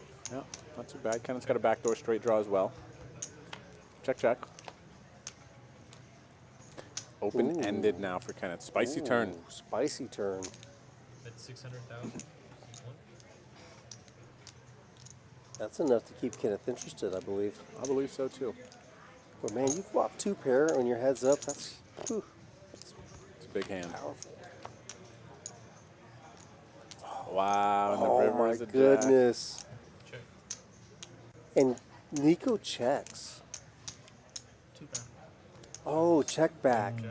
Ay, ay, ay. Tough board, tough board. Yeah, it's no quitting. But look what could have happened, though. Yeah. Yeah, you're never folding on the 10. Two pair, two pair. Oh, shit. Nico escaped one there. Yeah. That could have been costly. Nico's still with a nice chip lead.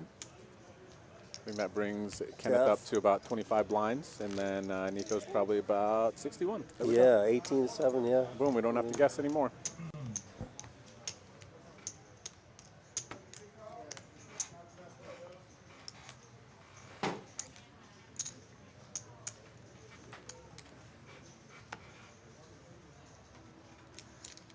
Cool.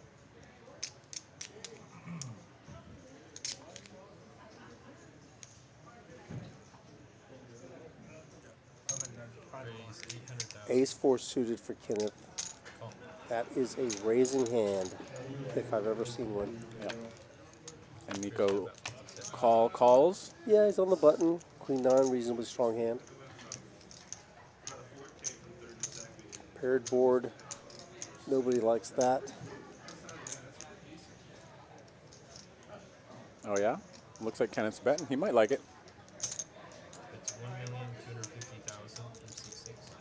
He likes his hand more than he likes the board, but I like the bet.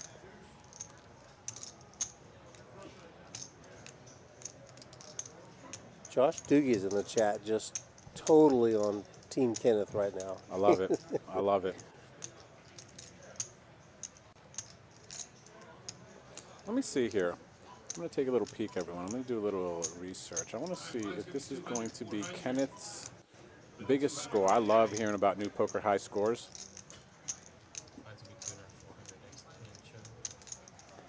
Kenneth Powell. Kenneth Powell. And based on my very quick research, this is Kenneth's new tournament high score. So congratulations to Kenneth.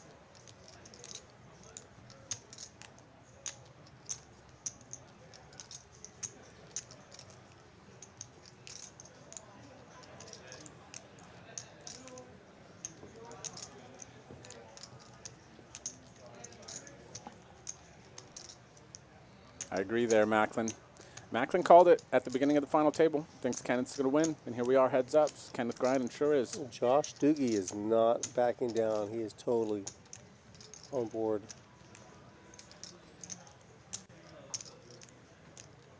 Wow, Nico taking a minute here with the Queen 9 to think this through. Huh? It really is. 3.5. Raise to 3.5. Oh, it's a raise. Wow. Now, okay, so what's going on here? We've got 2 3s and a 10. Mm-hmm. Are you really raising with a 10? Because you sure don't have a 3. Yeah, it's interesting. Like, that's a very deep conversation for me as far as whether they have a 3 or a 10 here, because there are a lot of nice 10x hands in heads-up situations versus an opponent where you want to raise your strong 10s versus them. Now, this is heads-up at the end of a tournament, so a little bit different, but depending on your opponent, I like raising a 3 here versus players who aren't going to believe me. I like raising strong 10s versus players who are going to be betting 7s, 8s, 9s. They're going to, with the flush draw out there, and they're going to do kind of like what you said. They're not going to believe you have a 3 here. How often are we going to have a 10? We're going to have ace 10, king 10. And I think queen 10, jack 10 are hands we're going to start maybe calling more versus raising. What happened? He went all in. Kenneth went beast mode. Yes, sir. Goes all in. Yes, sir. He was on Team Rudy here. He didn't believe it. He did not believe that anyone would raise here with a 3 or 10. Kenneth's like, no, sir. My man. Kenneth's battling for it. You got to give it up. Let's go, Kenneth. Damn, let out with the 3. You are. Let out with the 3. My man. He dug down deep and found one. Good luck, guys. You're gonna be. I'm telling you, that kid does not back down. I mean, we've done some little mini battles on the felt in the cash. You know how people just kind of stand out. You know, they like he could have been a Marine. You know, like you tell him to go run through the wall and he will. He'll just do it. Issa, what's the soup tonight? That's right, Kamala. Kenneth was thinking we were on the same wavelength. Kenneth was thinking. We were on the same wavelength, he says. Let's go. It's, I like this. This is a good this is a good heads-up battle here. Yeah, this is great. And this is really what heads-up's about. You don't have to have the hands. Look at the chip stacks now. 33 blinds. 13 million to 11 million. Wow, Kenneth is battling. This is anyone's game. We could be here the rest of the night, Rude. All right, I'm good. Just so you know. Bar's not closed yet. We got water for us and snacks if we need it. Yep. Birdman in the chat says, I think the long tank was a tell on the 3310. Somebody said that earlier Yeah. on a previous hand. Yeah. Or he took a long time before making a move or a decision or an action. Yeah.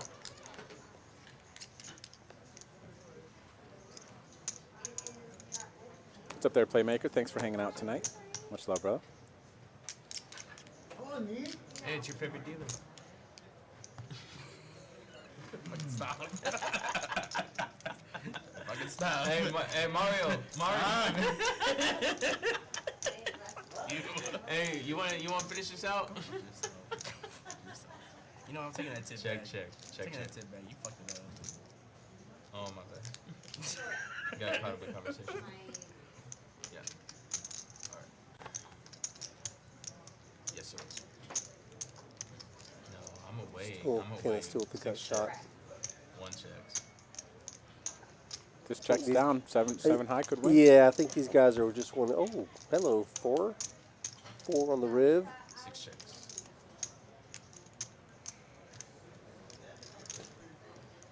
One checks. Wow, Nico waves the flag. I thought he was going to bet, and then Ken was going to make the hero call. I saw it happen. I saw it happen. In another universe, that's what happened there. We're sharing it down. So there we go. So at the end, 14 million to 12 million.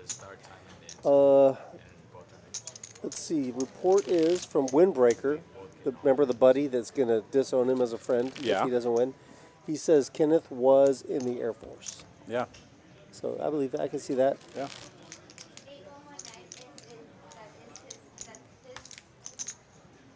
If you're just tuning in, everyone, we're heads up. Both of these players have locked up over $15,000. This is an $8,000 heads-up match, as first place is $23,500. You can see the trophy for the 100K Roundup for this month. 6 raises the 800,000. We got Ken Powell sitting there in the 6th seat. We got Valley Nico in the 1 seat. Nico came into this final table with a big chip lead. He maintained it all the way up until heads up, and he still has the chip lead. Yeah. But it is not a big chip lead anymore. Kenneth has whittled him back down 27 blinds to 32. From the start of the final table, Kenneth has come up like over 8 million from where he started today, right? Yeah. 8.5 million. Yep. No doubt. Kenneth has battled to get here heads up. He's earned every one of those dollars he's locked up. Or 6. Remember that first hand? The first hand when Nico got him to fold, was it queens? Yeah, the king high flop, right? Yeah. Yeah, that was a pretty big moment there. And that hurt him. That wounded Kenneth for a while. Yeah, because he had, oh wait, no, was it queens or was it kings? Because Nico had 5s with the 5 of spades. That hand, right? When the flush miss? No, different hand. Different hand? Like one of the first hands, maybe the first or second one. Gotcha. Of the tournament, of the final table. Yeah. I think it was queens versus, I think it was a king high flop though. Time Traveler says rewarded for the fold. I mean, that's a thing sometimes, for sure. Yeah. Nico with a nice hand here, pocket 9s.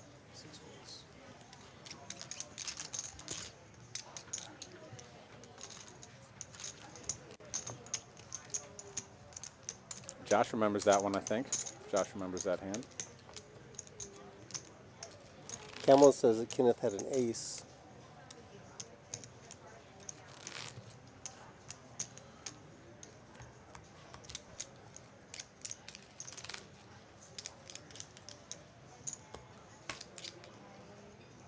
Maybe Nico had the queens.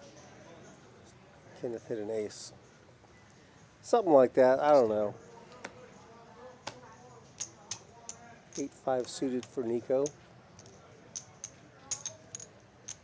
6 calls. That hand suits my eye.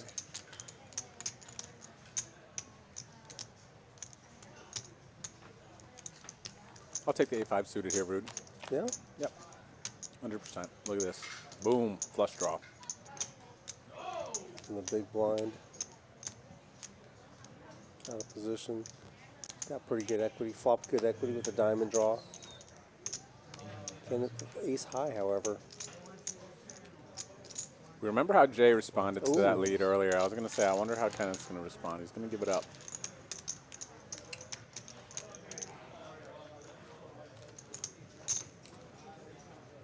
$2 million chips separating the two guys. First from second. Thanks, Kamala. Glad you're enjoying the stream. She says, thanks for commentating. Rude. Yeah, I'm glad you're. That's you too. Well, yeah, I mean, but you're here. It's nice to have you here. It's nice to you're be awesome. here. You're doing, yeah, it's fine. It's fun to play catch. Yeah, You know? yeah, for sure. 100%. Kamala gassing us up. She knows she's going to get us ready for tomorrow's stream. We got a big one. We got to switch from tournament mode to cash game mode tomorrow, Rude. And PLO. I'll be ready. And PLO, yep. 10-7 suited. That hand suits my eye. I think I like lots of hands. big fan. Seen a lot of Jack 4s tonight. No one's played them. Times are changing. Times are changing. Not a fan. You saw me raise that one last I night. did, yeah. That was for you, Rude. It was gonna, I'm telling you, I thought it was going to work. Open that up for you. I think you actually ran into a big hand, though. I think someone had something like Eric was in the middle of his. queens or- Yeah, Eric was in the middle of his heater. Yeah. Eric was in the middle of looking down at top 5% hands for like 10 hands in a row.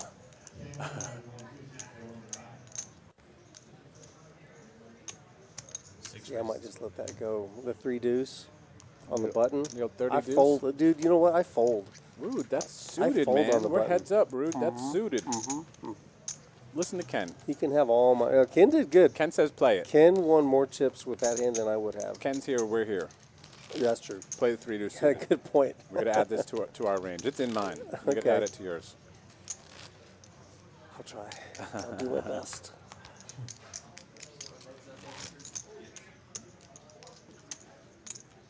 Oh, Time Traveler Poker. Time Traveler Poker is in Fargo, North Dakota, and it's going to be snowing, so he's going to be watching the round of each with us tomorrow, and he will be liking the thumb or hitting the thumb. How should we say it? I know.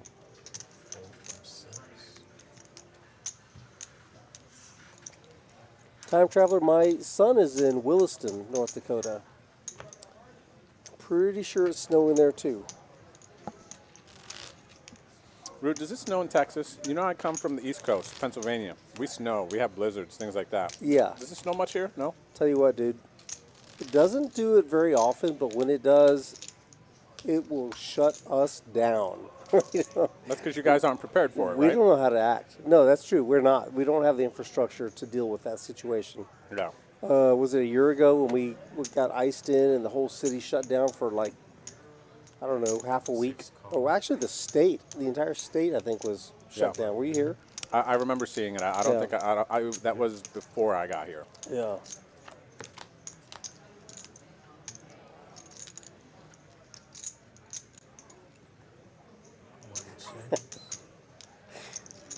Nick Callahan picking up on my fumbles. Mick, I was going to leave that one. I'm glad you're here. I'm glad you're here. Somebody got to keep Rude in line. Oh God.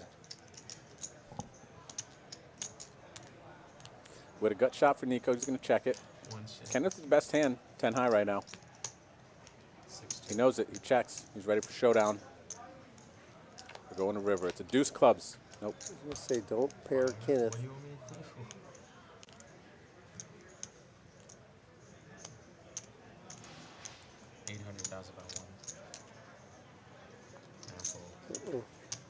There we go. Kenneth lets it go. Okay. Extending that lead just a little bit. 15 to 11. 37 bigs to 27 bigs. You think Nico is, Rude, you think Nico's carrying the same confidence he did He had three-handed going into heads up after losing a bit of the the chips, lead. getting kind of even to a point, now battling. Does that affect the psyche at all, you think? I do think it does. He's got a guy that he tried to make a play, and he called him, and then especially when he jammed on him, right? Nico was making a play, and then Kenneth jammed on him. Kind of clipped his wings a little bit, Yeah. you know? Yeah, that was a big spot.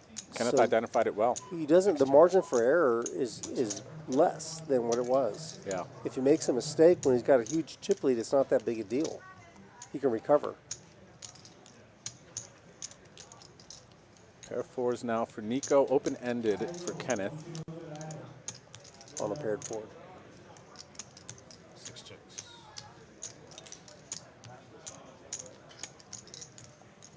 One 6.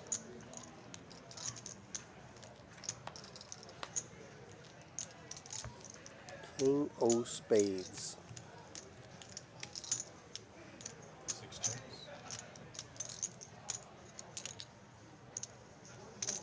One bets 600,000. Nico's going to take that one down. And you know what? We have I-Density in the chat claiming that the reason that Nico has lost the big chip lead because it's the no-deal curse. You think that's a thing, Root? I mean, was I ahead or no? I used to think that, like when you're like a full table early on, in my mind, it seemed to me that the first person to say no, or not necessarily the first person, the person that said, no, I don't want to chop, would be the first one to bust out. I've seen it happen It myself. seemed to me that happened an inordinate amount of times. Yep. In this case, I don't think it's a thing because he had a really big chip lead. I just don't think. I think they had enough playability. You gotta in this situation when there's enough blinds, enough chips, play it out. Yeah. There's a trophy to be won. There's we know what first place prize money looks like, and you've got the advantage. But I see where he's coming from. Definitely a thing. Definitely somewhat of a thing. I've seen it too. It's crazy how it happens. Yeah. Usually when I see it happen, it's some daily tournament somewhere, and we're six-handed. Everyone's like, "Hey, you want to chop?"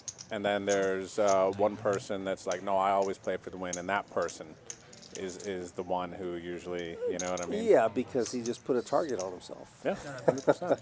100%. It's weird how that works, but. We're just declaring observations here, Yeah, Rude, right. Yeah. Not necessarily causation.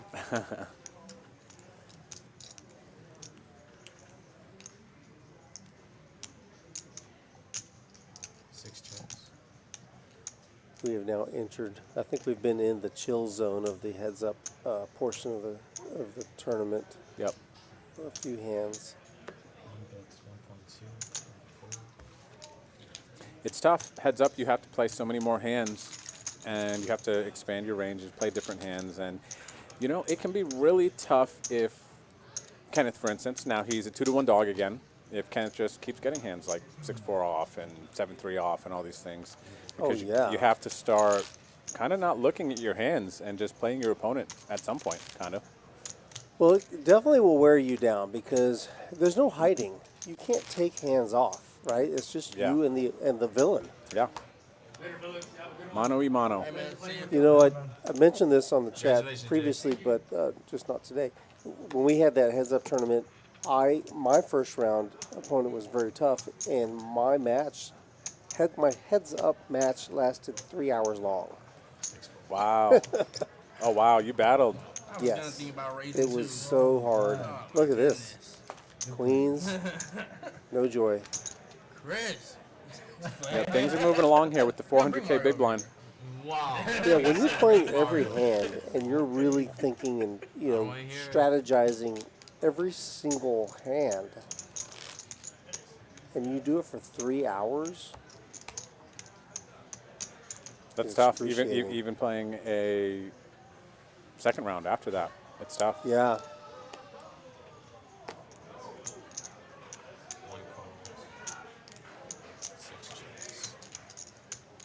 So you see here, Nico looked down at the 4 deuce. Didn't take long. Snap calls. He's on the button. He's going to play in position. Cards don't really matter too much.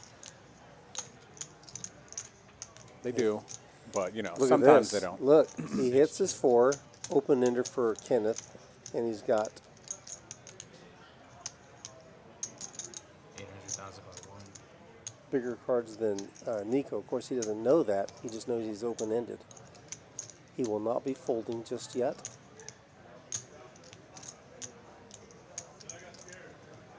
Too bad they're all red. Could see a raise otherwise. Yep. There we go. So we do see the call. See if Kenneth can catch up. Depending on you, Sugar.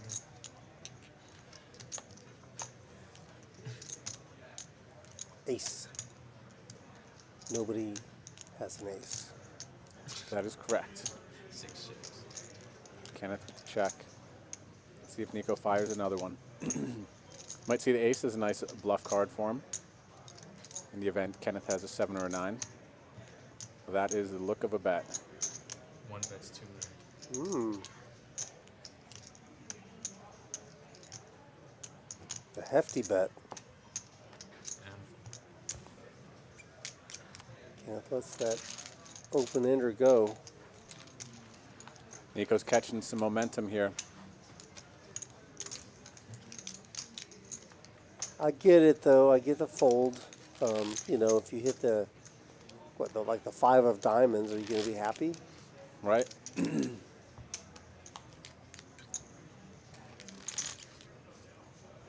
Nico extending that lead now. Something happened there. I hit the wrong button. There we go.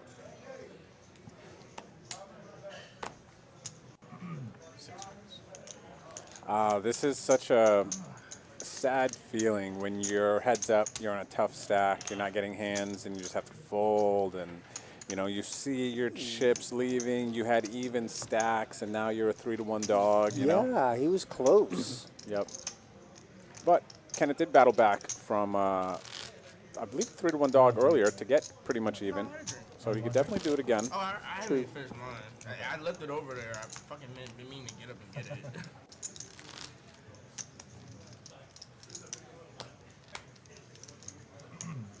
You playing the launch series? Only really when there's a good one, I got the time to make that. I plan on maybe Can I get one more, please? going to this one this year, but I don't know. Yeah. So you depends on the time. Yeah, it looks like Nico is just starting to limp his entire range, or at least the majority of it. I'd imagine he'll probably still raise the upper end of it, but he calls, and it looks like Kenneth with the raise makes it 1.4. Nico with the call. And the best hand right now, 7-6 versus Jack-7 suited. We got 3 million in the middle. Ken's got 5.4 behind. Buckle up, Rude. I know. I have a feeling about this one. I do too. King 10, 7, 2 spades. Pair of 7s for each of them. Could be trouble for Kenneth. 1 6 back. Check, check, though.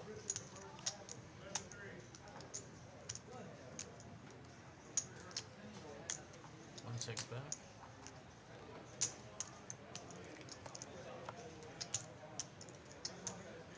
Eight of spades. I think we might just see this check down. Well, there ain't gonna be no checking if a 9 of hearts comes out on the river. Oh, that would be a dirty one. 1 6 back. There we go. We're going to the river. Not the 9 of hearts. So chop. Chop pot. Unless 6 checks. I got a 7. check, check. 6 back. Chop it up, boys. Chris with the immediate I mean, how you gonna give me a sit dealer? It's like my 5th sits in a row. Can I get another one? Oh, another 6? Yeah, can I get 2 sits? Give him a 9.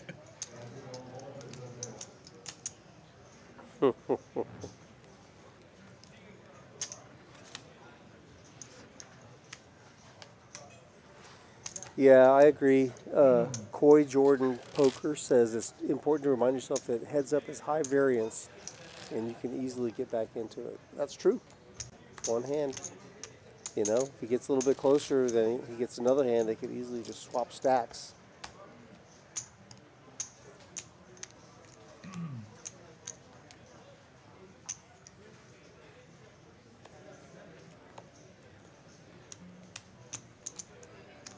Okay.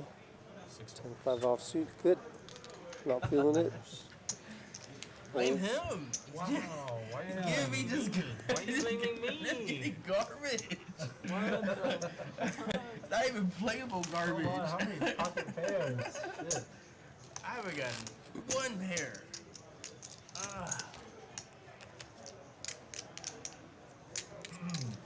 It's always the dealer's fault. You know that, right? Oh, for sure. If you get bad cards. You get action there by 100%. like ace high or even maybe king high. I mean, it's not chat. All right, keep it secret Oh, between that's us. right. It's actually not. But you guys get where Rude's coming from. Call from one. Who else can you blame? Yeah, I don't know. Certainly not yourself. That doesn't make sense. There's your ace. Oh, you're cute. Check. Check back. You're so fucking cute. The dealer's talking smack now. 6 checks. 1 checks. Going to the river. Nico's king, and now 7. Good. 7 for Nico. Looks like we got a dealer being deployed out to the final table again. So on we go. We'll order one of those chicken parms. No fries, though. I don't need the fries.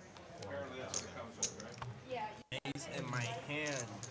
Oh. An ace in my hand. In the hand. Dang, what's Nico's beer count at? No. Every time I turn around, Nico's got a tall coming. Hey, my man's going deep in the Man, tournament, this you know? man's a beast. That's what I said, the ever-present big, tall beer. I love that. I love that. And Nico's out here. He's having a good time, stacking all the chips. I wish I was able to put away the beers like that, like you know, once upon a time. Back in the day, Rude, back in the day. Mm-hmm. We ain't as young as we used to be. No. Where's the button at? Maybe tomorrow. Maybe tomorrow. Be younger tomorrow. There we go. I'll do my left. Sign me up too, Rude. Damn it. I always forget. Oh, it's the wrong way? Yeah, sorry. Well, I need a different net anyways. It gets you, yeah, right in there. No, they won't get you here. 19 million to 6 million.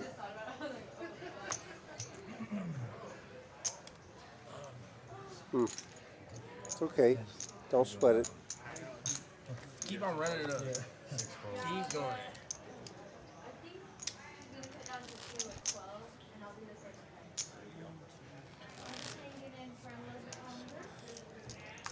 About 13 minutes left in this blind level. And we're going to go up to probably 500K, I think. Something like that, Rude. Big blind level. We're at 400 right now. Yeah. And for those of you wondering, reports are from Corey Thomas in the chat that the Yukon Huskies are the national champions of 2023. So you don't have to worry about that now. Just stay here with us and watch this. Every time. Rico pocket sevens, and Kenneth has nothing. Kenneth's struggling to find a hand here. Yeah, this Very is frustrating. We can all relate.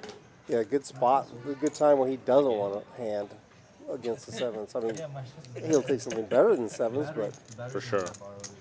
Your what? Your batteries? No, they're the one that I borrowed from. Oh, that's not straight. That's. Crystal. Can I get this replaced with another one?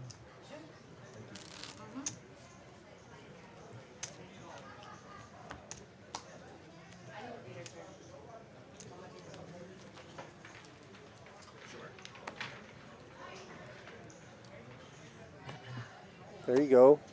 There's your Jack 4 offsuit. No one's playing it tonight. I think those are the exact seats, right? I kind of The other way. Is it the other way? I Yeah. really don't care. Yeah. I'm I don't blame you. sorry. I don't blame you. Rude I- fell. Fell for something he didn't want to fall for. Did it to himself. Okay. Oh, look. Nico, Kenneth raised it. Yeah, Nico made the call. 5 deuce suited. There we go.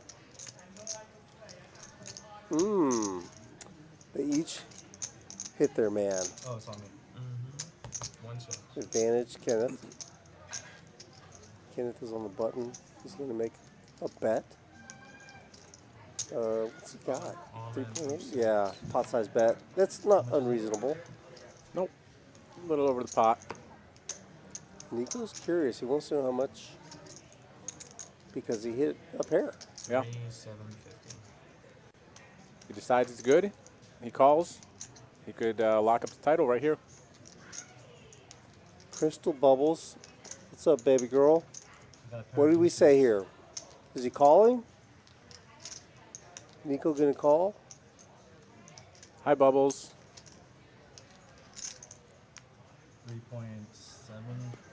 3.7, and Nico has 19.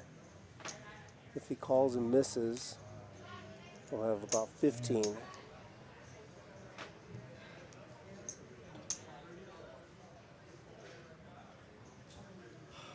I think it's about 80% when someone carves out the exact amount to make the call. I think it's about It's going 80% in. of the It time. crosses goes the in. line, you think? That's my guess. Chat, what do you think? How often does somebody carve out the bet and then find the fold? I think the majority of the time they call. You know, I don't disagree with you. And this is, well, yeah, I don't disagree with you. I think it ends up being a call. Yeah.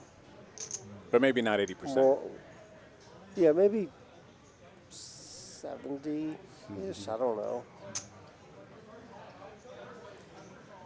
I think that I do the opposite more than the average person. They're like, I'll get it, and I'll just put it back in this. Yeah. I don't know. Maybe the weight of the chips as I'm lifting them up, it's just too much to part with. I'll fold. Oh. Gotta wait. Makes the fold. Okay, look. Play the Robbie and shit. That's how desperate I'm getting. That's how desperate. Let's go. Kenneth earned that one. Kenneth earned that one. All right, so guess what? Now he's up to 7 million. There we go. 46 big blinds to 17 big blinds. You know, Kenneth's not done yet. He's still got some fight. Looks like Chad agrees with the majority of the time when players carve out their chips to make the call that they call. I see he calls. I see 75% call. I see Identity says 99.99% of the time. I've cut the call. I call. Birdman says I would agree with the majority, but not 80, more like 60. Fair. Fair, fair. Finn for real says Larry 100% calling.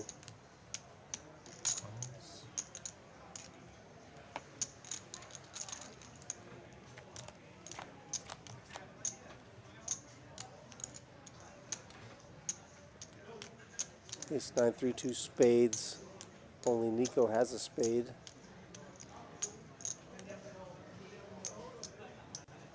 Kenneth with the lead though. King Jack. King Jack heads up is a pretty strong hand. Starting like it. hand.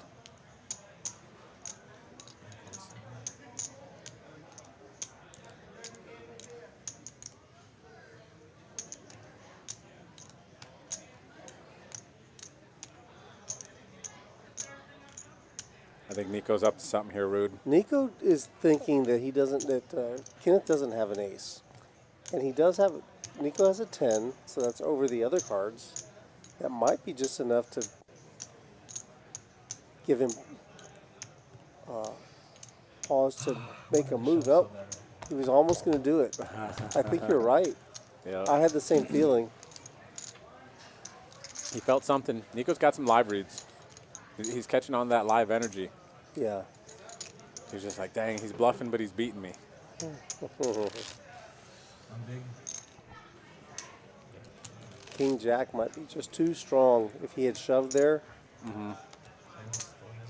I think if Nico shoved there, Kenneth would fold. You know what? And Kenneth on 10 bigs behind, really just betting, hoping to take that down. I'm tired of your shit, man. What did I do? I didn't do shit.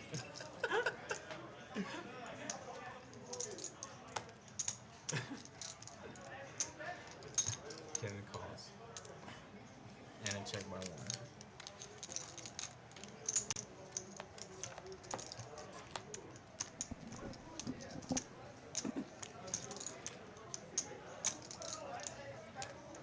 One check. 6 checks.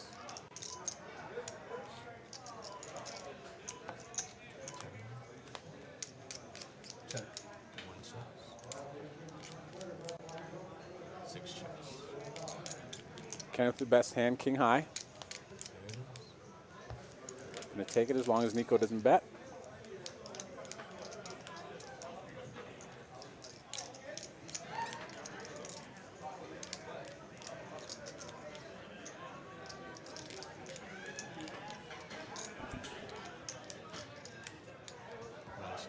King eye. 6 checks. I thought you were gonna bet. I was like, only thing I could do is if he doesn't shove, just call. I was giving him an overbet. Oh shit. Kenneth is going to take that one down with the king high. Good job. Very nice, very nice. Timeout. Oh, look at this. Kenneth's only a 2-to-1 dog right now. Coming back. Battling back from 3-to-1 dog. Baby steps, baby steps. He's battling. 400. For those of you who might just be tuning into the stream, this is an over $8,000 heads-up match. They have both locked up over $15,000, and first place is 23.5. 23.5. Kenneth in the 6th seat has locked up his new high tournament score, from what I could find. And Nico has been here a time or two before, to my understanding. He has, yeah. You're trying to get the bad ones too now? Man, he's got a Thank you, good, Chris, good for feel giving for him where one he's at, bad card. Nico. I've been getting all of them. Go ahead, say that to you. Say that over the mic.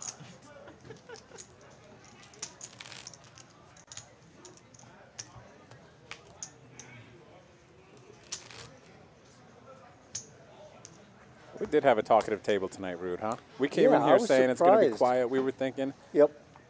Yeah, it was a good mix. Good group. Some of them are familiar with each other.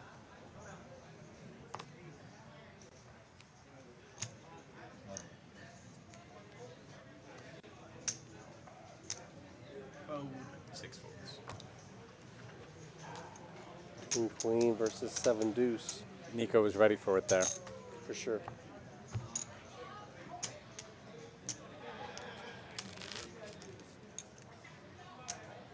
You think so, Macklin? Ace-Ace versus King-King, it's coming? We will see. You know what, Macklin? If this tournament ends, aces versus kings, shoot me a DM. I will send you $100. $100 free roll this tournament, Macklin ends. Aces versus kings. All right, pre-flop, in the hole. Ace-Ace versus King-King. Dunner, this is a monthly 100K guaranteed at Rounders. Unless we have other big events going on, this tournament will run quite frequently. This is a new tournament as of 2023. Birdman says, "What about me? You got to be ambitious and throw these claims out there. Aces versus kings, incoming. Heads up. That's tough. That's a tough situation to pop up." I'm in for 100 on that.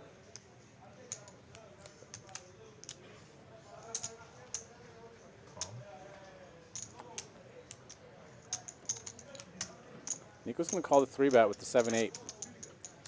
Play in position. He's going to put $5 million in the middle. Kenneth's got $6 million behind. So this is a big pot. King Jack 7. Outflops him.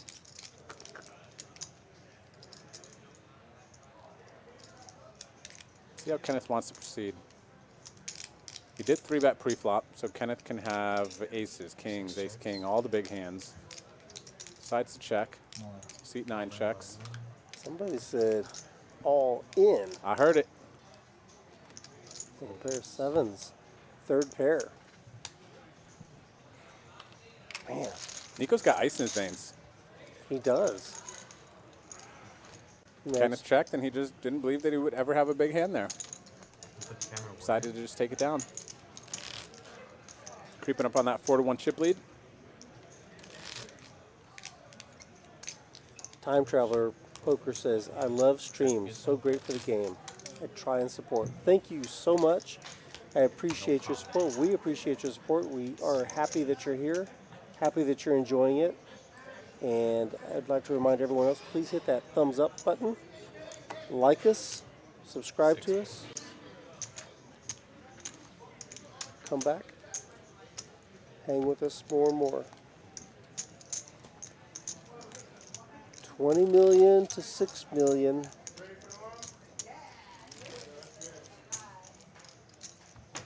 $3.3 to 1. Nico extending that lead. Kind of looks like he's getting his energy back again, his groove. How Nico got his groove back? I think so. I've seen that movie. Yeah. Pressure's coming, I agree.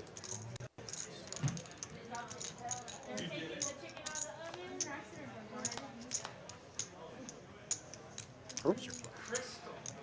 Paired board. Jack 8-8. 6 chips.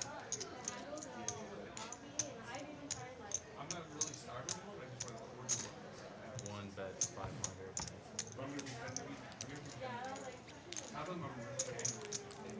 Nico bluffing with the best hand. Yeah. Not by much.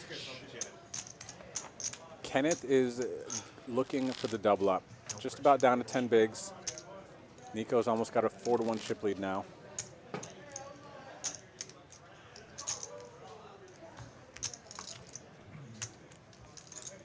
This was definitely a fun final table. All these final tables are usually pretty fun to watch just because of the moving dynamics. Usually there's some short stacks going in. You know what I will say, Rude? Of all the commentary we've done on these final tables, it seems like you go in with a big stack. That is a huge advantage. I think we've seen the majority of the time whoever's come in with a big stack has took it down or got second. Yeah, it does, I mean, it definitely is an advantage. No, I didn't call. Especially if you know how to use that leverage. Yeah. 100%, 100%. So what's up, Six Waves Trading? How's it going today? I already have 4 out there? No. No? Okay, yeah. It was Pat Baldwin says Ace-9 should have just shoved pre. 3-bet, you would have thought would have taken it down, especially for how much that Kenneth has been folding. So he probably wouldn't just shove with the aces, I don't think. So the Ace-9 was kind of nice. It just is what really should have happened, if I will say, on the King-Jack-7 board with Kenneth 3-betting. Probably just C-bet a third of the pot. Yeah. And take it down a lot of the time, or at least get called once by Nico, and then he can go from there. Yeah, hey, you can do the blinds for me. Okay. Can we just have like a little button on there that says small blind? Yeah, because it gets... Good job getting heads up, bro. Oh, yeah, appreciate it, bro. Don't let him scare you. All right, I think blinds have gone up. I see 250 on the button from Nico. So we're at 250, 500K. Super chippy, he's like, no. That's why. Oh my goodness. I gotta do like 4 or 5 double ups. We were even for a second. Oh yeah. And then Chris. 2.5, right? How much you have? No, I got like 4, 5. 5.7. No, like 2. Yeah. Birdman says new dealer, new flow. Let's see. Here we go.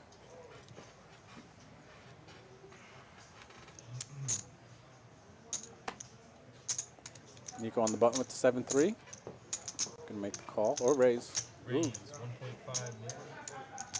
Raised it up. Kenneth's got 10 bigs.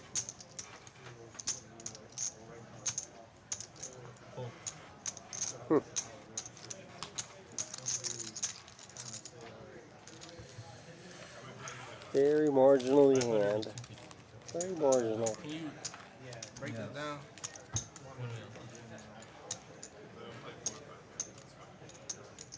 You need any cranberries? Yeah. Here. The all-in is near, Rude. Okay. I'm ready. You feel it? The all-in is near. Now, we do know that Kenneth is able to play a short stack and make some calls off 10 big blinds, though. 9 big blinds, though. A lot of other players will be playing fit or fold here, which I don't blame them. But Kenneth's going to need that double up. And if he does get the double up, he's immediately right back in the game because 9 blinds, Correct. gets up to 20. And then Nico doubles him up, then Nico's going to have 30. So while Nico has a 41 chip lead, all it takes is 1. Or 2. Or 2. To take the lead. Yep. True. T6 is all in. Uh-oh. How about 1? Nah. Ah, there it Can't goes. call. Oh, nice. Kenneth put it in with the 8-6. Yeah. He's got to do it. He's got to take a stand at some point, right? That's true. Yep. That's true.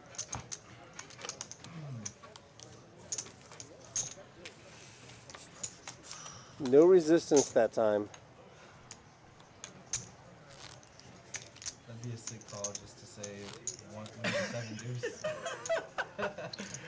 You're only gonna take a picture of you with that hand. Right? Everybody's gonna be like, what the fuck was that? It was suited. It was suited. Guys, come on. They match.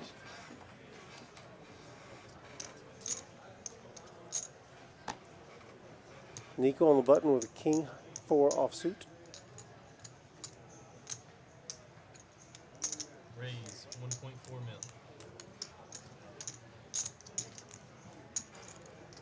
mil. Nico keeping the aggression up.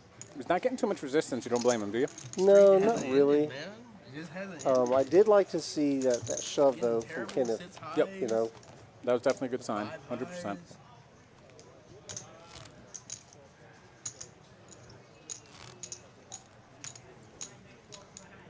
Yeah, at any moment, just got to let Nico know that he may just, jam. Yeah. He's not going to. Did he show the 8-6? I don't remember. I might have showed the 8-6 to try to get called a little lighter. Yeah. If I was jamming the 8-6, if he's just doing it once in a while, not doing it too often, I might have showed it. Ooh, 3 high for Kenneth. Tough. It's all right. And this is where the dealer really earns their money. Yep. Shuffle. Shuffling. Time Traveler says, Nico's been in control the whole match. I mean, from the start, really, he did. Yeah, you're not wrong. He had all the chips, played well. A couple of speed bumps, but nothing really too serious that has really thrown Nico off. Mr. Callahan says that Nico doesn't want to win until he finishes his beer. That's a big beer. Raise 1.4 mil. Birdman says, how many blinds heads up before it's just any 2? Short stack wise, it's tough. Sub 10 maybe. It's kind of the starting point. As we see now, Kenneth jamming the 4-3 suited with 9 blinds. So I think kind of most people's starting point with all in is 10 or below. And then all in with any 2, 5 or less, kind of starting to get into that range. 4,100,000. I need the Look double at up. this. 4. So we got spades for each of them. Nico makes the call with Jack high. Jack 9 suited, heads up. You got to expand your range a little bit. This is really the first time that Kenneth has gotten out of line, raising with 4 high. Yeah, I mean, he's got that low board coverage, so he's looking for a low board. If the 3, the 4 do not come or Kenneth does not make a straight, our March 100K Roundup champion is going to be Nico. So good luck, gentlemen. Let's see 3. Ooh, Broadway draw. Look at the spades. Look at Nico's ready. He's got the camera and phone out. He wants the moment. I don't blame him. Here we go. Turn is? He doesn't even have to an hit. 8. It needs to be a 3 or 4, Rude. That's right. All right. Kenneth is the one who has to hit. Look 3 at or Kenneth. 4. Kenneth. He's not feeling it. Will it? It's a spade straight oh my flush. God. It's a straight flush. Straight flush to win it? Stop it. What a dealer. Who wrote this one up? Who wrote this one up? Happy. Wow. Happy Pappy. What a, puts what a straight flush on there. What a way to win a tournament. Rivering the straight flush. Kenneth makes his flush too. I mean. I know. They both made a flush. Wow. Everybody, hey, can we get some GGs in the chat? Shout out to Kenneth. Kenneth battled, got heads up here versus Nico, who was just aggressive, coming with the chip lead, making big bluffs, putting people in tough spots. So congratulations. Shout out to Nico. Going to take home the $23,500. No chop today, everyone. Just sits high, 5 high. No chop. Just so bad. What a good. Just didn't go all in with it. What a good final table. I love it. Incredible final table, everyone. Come on. Do a little clap from the comfort of your own home. You got your PJs on, you're sipping your glass of wine, whatever you got going on. Thanks for hanging out. 23-5 for Valley Nico. Valley Nico has done it. Roundup champion. I mean, there was a time where we were a little. We are back tomorrow. We have the 5-5 round of each Setties game. Love it. Rude, Action. You're going to join me tomorrow for this I'll one. be here, buddy. I'll be here. All right. I ain't going to miss it. You can't miss this one. April 4th, Tuesday, 8 o'clock Eastern, 7 o'clock Central. We will be joining you here. So if you enjoyed this stream, if you like straight flushes, you like seeing tournaments end with straight flushes, don't forget to hit the like button, subscribe to our YouTube channel, turn on notifications so you don't miss us when we go live tomorrow. We will be back. If you enjoyed this commentary, this duo will be in these exact seats, locked in again for at least 4 more hours tomorrow night. GG's to everybody who played the final table today. Absolutely. Great game. Rudy and I were super happy to just be here hanging out with you. And I think, anything else in your mind, Rude? No, not really. I mean, this was really it was good cast of characters, good sportsmanship. You know. I love that. That's a good point. There was a lot of handshakes after bust outs, a lot of good camaraderie, some table chat. This is one of our more lively final tables. I think a lot of players here had a good bit of chemistry. And Nico, gonna take it down though. All right. Let's go see if we can chase him down and congratulate him. Yep. So, all right. See you tomorrow. For the crew here, Rounders Tonight crew, for Drew, Bet on Drew, and myself, Rude, thank you very much for joining us. And we will see you tomorrow night. Later, everyone. Thanks. Bye.